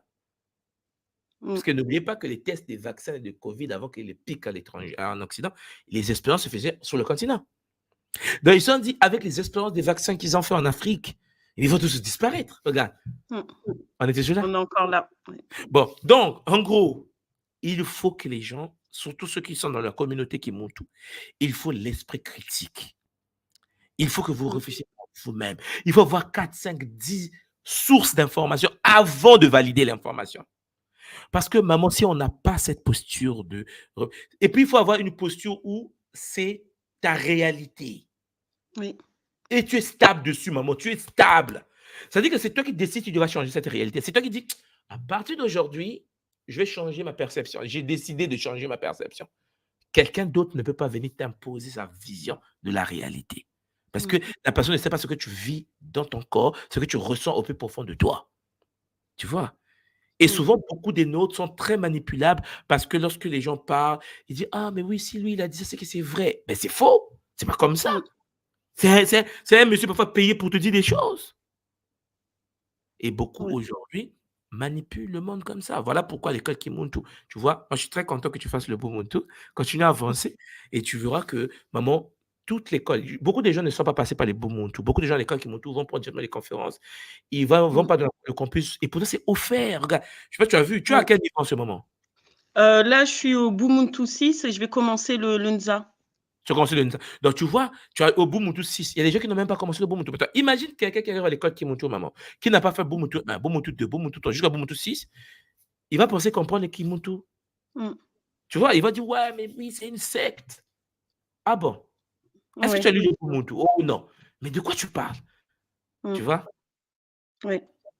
C'est parce que manque d'esprit critique, manque de personnalité, manque d'analyse de la réalité que le Ubuntu nous donne, en fait. Mmh. C'est ça. Bon, moi, maman, Hélène, ma tourne à toi. Matondo et Vulgarise. on se revoit en Laric. Ah, bon, on se voit, on se voit. Eh, là, on compte avec les doigts, là, on compte avec les doigts. C'est Donc, ça. on se voit à la RIC, maman, on va faire tomber cette réalité. Mais il est clair qu'il faut le Ubuntu. Maman, même Oui. lorsque tu es en France, lorsque tu vas faire le Congolo d'identité, désolé, en fait, les cours de l'école, Mmh. tu auras des explications parce que dans les cours, j'explique là, comment se passe la transe. Mmh. C'est-à-dire qu'en fait, c'est incroyable. Mais tu vas voir, si tu vois le Congo de l'identité, tu vas voir, j'explique exactement le processus de déclenchement. Parce qu'il y a des scientifiques qui ont travaillé dessus, maman. Oui. Mais celui qui n'a pas lu le Ubuntu aura du mal à cerner ça. Il va dire, mais de quoi il Mm. parle? Mais qu'est-ce que c'est? Il va sauter. Ah ouais, mais bon, j'ai lu, je n'ai pas compris, j'ai quitté. Mais parce que tu n'as pas lu le Ubuntu. La base, c'est le Ubuntu. Alors, avant que je parle, j'ai une question à te poser.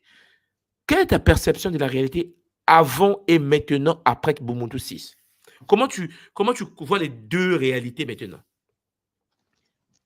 Alors, s'agissant de la réalité, c'est sûr, mais vous l'avez déjà dit, c'est vraiment aller prendre l'information, vérifier l'information et essayer soi-même d'avoir, comme vous dites, cet esprit critique et essayer de développer un raisonnement par rapport à l'information qui nous est transmise, ne pas la prendre juste telle qu'elle est, mais essayer de l'analyser, regarder les enjeux qu'il y a derrière et qu'est-ce qu'on essaye de nous faire, entre guillemets, «gober» derrière tout ça.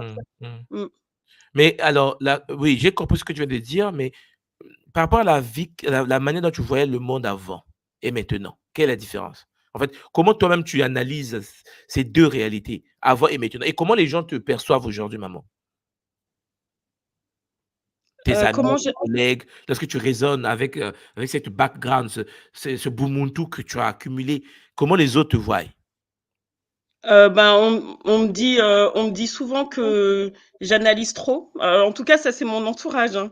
On me dit que j'analyse, beaucoup parce qu'il y en a peut-être certains qui n'aiment pas voir, des analyses précises ou quoi. Mmh, Il y a ceux qui réagissent bien et qui aiment bien qu'on leur apporte des choses et puis il mmh, y a les autres, qui ont, on va dire, un peu plus, de mal à accepter un point de vue différent du leur. ouais, ouais, ils veulent que tu puisses, dire tout simplement ce qu'ils disent, en fait. C'est-à-dire que Oui, c'est ça. voilà, c'est incroyable et tu sais, je parlais avec un frère, un Pangui, à l'époque et on parlait le domaine des puissances mondiales et ça va vraiment vous faire rire parce que Mmh, souvent, tu vois, les médias nous disent des choses. Je me souviens quand j'étais étudiant, on disait: «La France est la 5e puissance mondiale.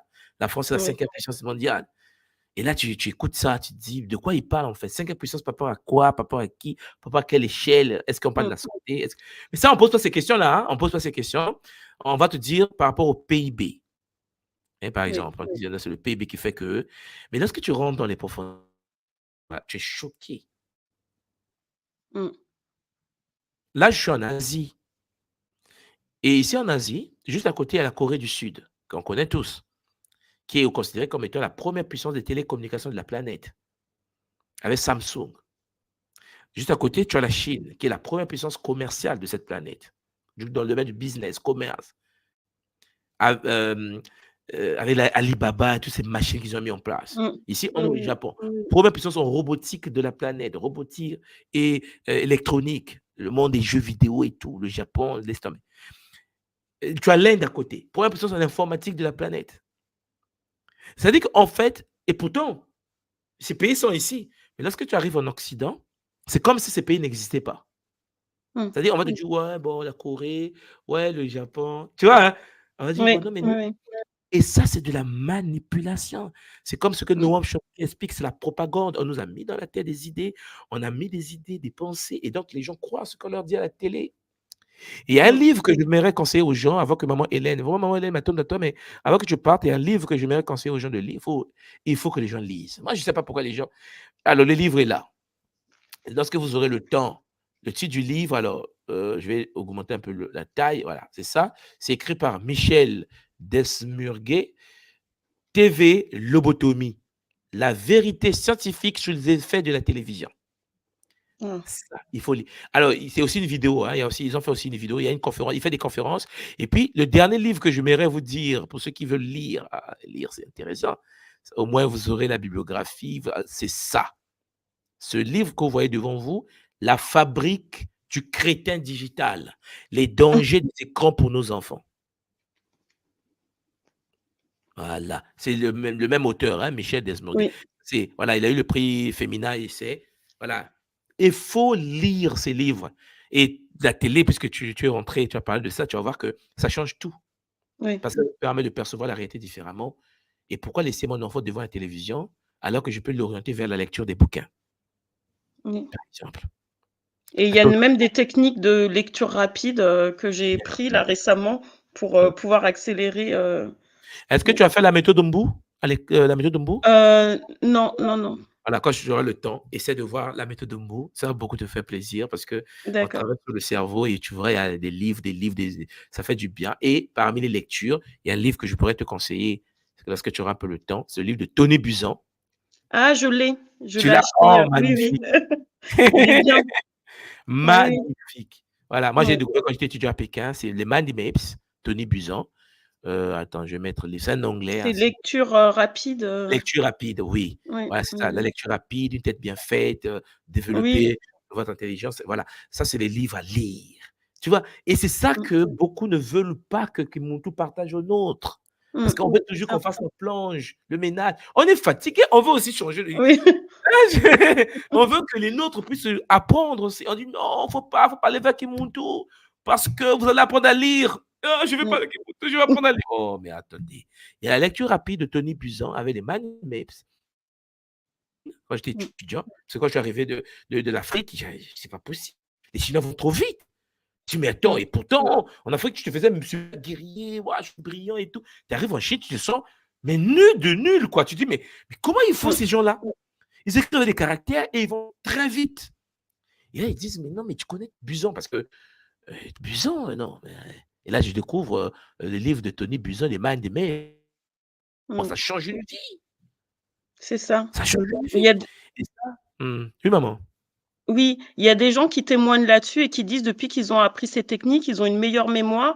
D'autres qui étaient dyslexiques, qui ne le sont plus. Ça a vraiment des bons résultats, hein, pour Vraiment, certains. Matondo à toi, maman. Beaucoup de Matondo. Zola. Que les Matondo Makolo. Et aussi. puis, on se retrouve à la RIC. Matondo. Matondo. Alors, cher Pangui, on est avec notre Zola sœur Pangui, toujours au poste maman Hélène, qui sera avec nous à la RIC, où on va apprendre encore d'autres choses. Nous, on fait qu'apprendre, en fait, vous me comprenez? C'est ça le but. Et je vois Pangui Corias qui est rentré là avec nous. Mbote cher Pangui, est-ce que tu m'entends? Comment tu vas? Oui, je t'entends très bien, papa. Je t'entends très bien. Comment tu vas? Je vais très très bien. Et vous? Ah oui, magnifique. Magnifique, papa. On t'écoute. Tu as la parole. Ok, merci beaucoup. Moi, c'est Corias, comme vous avez constaté. Et ça fait un bout de temps que je vous suis en ligne. Voilà, je pense que ça fait déjà depuis 3 ans. Voilà. Et j'ai vraiment eu cette passion de faire partie des nôtres. Et malheureusement pour moi, les problèmes financiers, vous allez constater que chaque fois quand vous publiez des vidéos, j'ai toujours cette publication en bas. Il y a même eu dans Facebook cette publication que vous avez épinglée comme ça.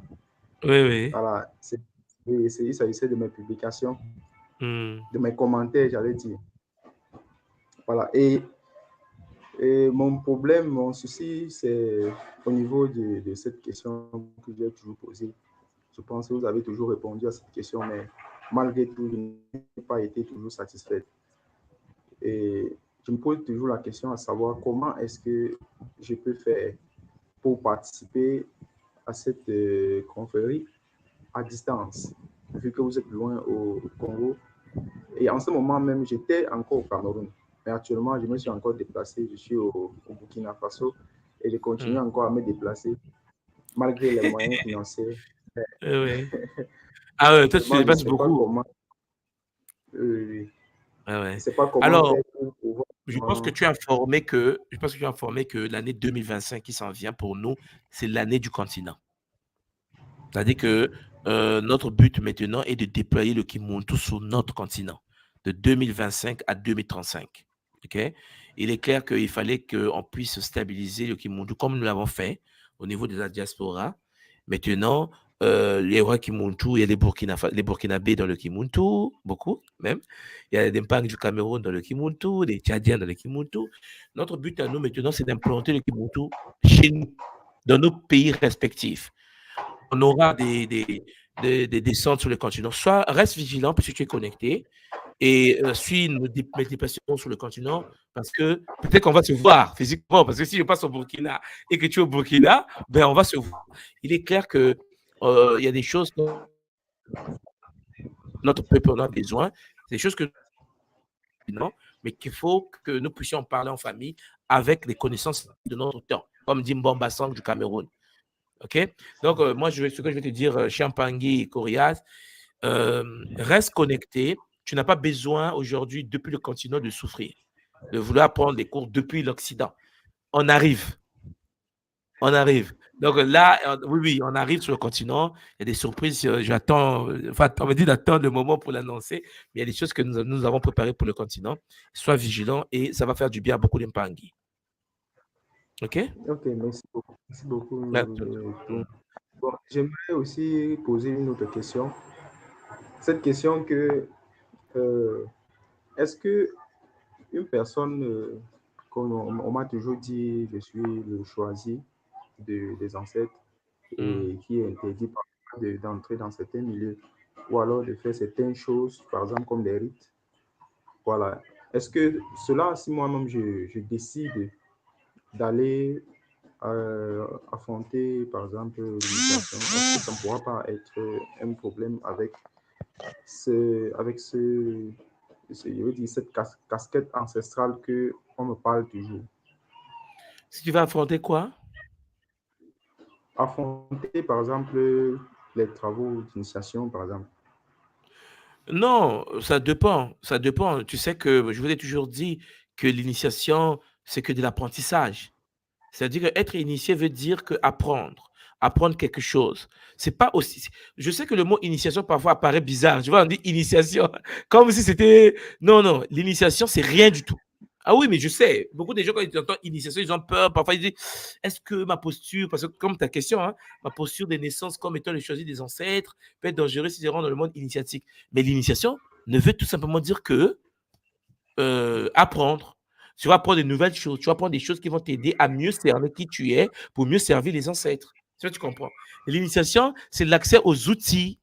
Tu as accès à des techniques qui te permettent de mieux faire le travail que tu as en toi et que tu es venu accomplir sur la terre. Donc, ça, vraiment, ne t'en fais pas là-dessus parce que tu peux te faire initier même en dormant. Tu peux être initié pendant que tu dors. Tu n'as pas besoin de rentrer dans quelque chose pour te faire initier. Voilà. Il y a des gens qui sont initiés pendant qu'ils dorment. Ils ne sont même pas dans des écoles initiatiques en question. Mais ils sont initiés, on les initie. Tu comprends? D'accord. Je comprends très bien. Donc, Voilà. cela signifie que malgré même la distance, c'est bien possible alors de commencer avec ces travaux. Non, bien sûr. Bien sûr. La distance ne veut rien dire. OK? La distance ne veut rien dire. Mais il est clair que lorsque tu fais partie d'une école, d'une confrérie, comme tu as dit, ben, tu es protégé par l'énergie de la confrérie. C'est-à-dire que tu fais partie d'un système qui t'accompagne dans ton éveil. Et la personne peut s'éveiller librement tout seul, tu peux t'éveiller en dormant, comme je dis. Tu dors, on te forme et tu reviens. Donc, ne t'en fais pas. C'est des choses, souvent, on n'a pas souvent besoin de rentrer même dans l'école, en fait. OK, papa? D'accord. Merci beaucoup. Et aussi, pour vous contacter, comment est-ce Alors, moi, on peut faire? C'est très difficile. Oui, c'est très difficile, mais tu peux écrire à l'école à info@kimuntu.com. Hein, info@kimuntu.com. Et puis, ils vont pouvoir te répondre. Et s'ils veulent qu'on se mette en contact, il n'y a pas de souci. C'est eux qui gèrent mon calendrier, mais c'est vraiment difficile. Parce que je n'ai pas que Kimuntu, en fait. Dès que je ferme l'ordinateur, je fais autre chose. Tu vois, je suis dans mon monde de boulot, je vais enseigner à l'université. Donc, j'ai carrément beaucoup de choses que c'est un peu compliqué. OK, papa, je ne fais pas que Kimuntu. C'est un des piliers que nous soutenons, effectivement. OK? Ok, merci beaucoup. À toi. Merci. Papa. des champs. Merci. Alors, cher Pangui, c'était un plaisir de voir Pangui Corias qui est avec nous en ligne. Mais comme vous le savez, chaque chose a un commencement et chaque chose a une fin. J'espère de tout mon cœur que le Kabbalah que nous avons vu aujourd'hui sur l'esprit critique va nous permettre de pouvoir changer. Il est clair que la tradition est là pour nous aider à avancer. Il faut être fier de ce que vous êtes. Il est clair également que pour être fier de ce que vous êtes, il faut stabiliser les 3 piliers. N'oubliez pas ça. Je sais que je me répète, mais on dit souvent que la répétition est la mère des sciences. Nsako, Mpanzu, Nzinga. Nsako, Mpanzu, Nzinga. Si tu veux fonctionner dans le Nza, si tu veux fonctionner dans le monde dans lequel nous vivons, il faut une stabilité matérielle, il faut une stabilité spirituelle, il faut ta posture au sein de la société. Parce que Champangui, lorsque financièrement tu as des problèmes de finances, tu n'arrives pas à gérer la matière, tu as un déficit bancaire, ça impacte ta vie spirituelle, ça impacte ta vie de couple et même le respect qu'on peut t'accorder au sein de la communauté dans laquelle tu t'incarnes. Je ne sais pas si vous me comprenez. Voilà pourquoi vous devez savoir ce que vous voulez. Vous devez avoir des connaissances encore et encore pour avoir une posture sociale. Beaucoup de gens me disent, mais tout le monde soit, j'ai dit, écoutez, si je n'avais pas une certaine posture sociale à mon niveau, le Kimuntu ne pouvait pas exister. Ce n'est pas possible. Parce que je devais être avec que le Kimuntu. Et ça, ce n'est pas bon. Puisqu'il faut les 3 piliers. Il faut Nsaku, Mpanzu, Nzinga. Mais lorsque tu es dans plusieurs piliers, papa, Champangui, tu es en sécurité.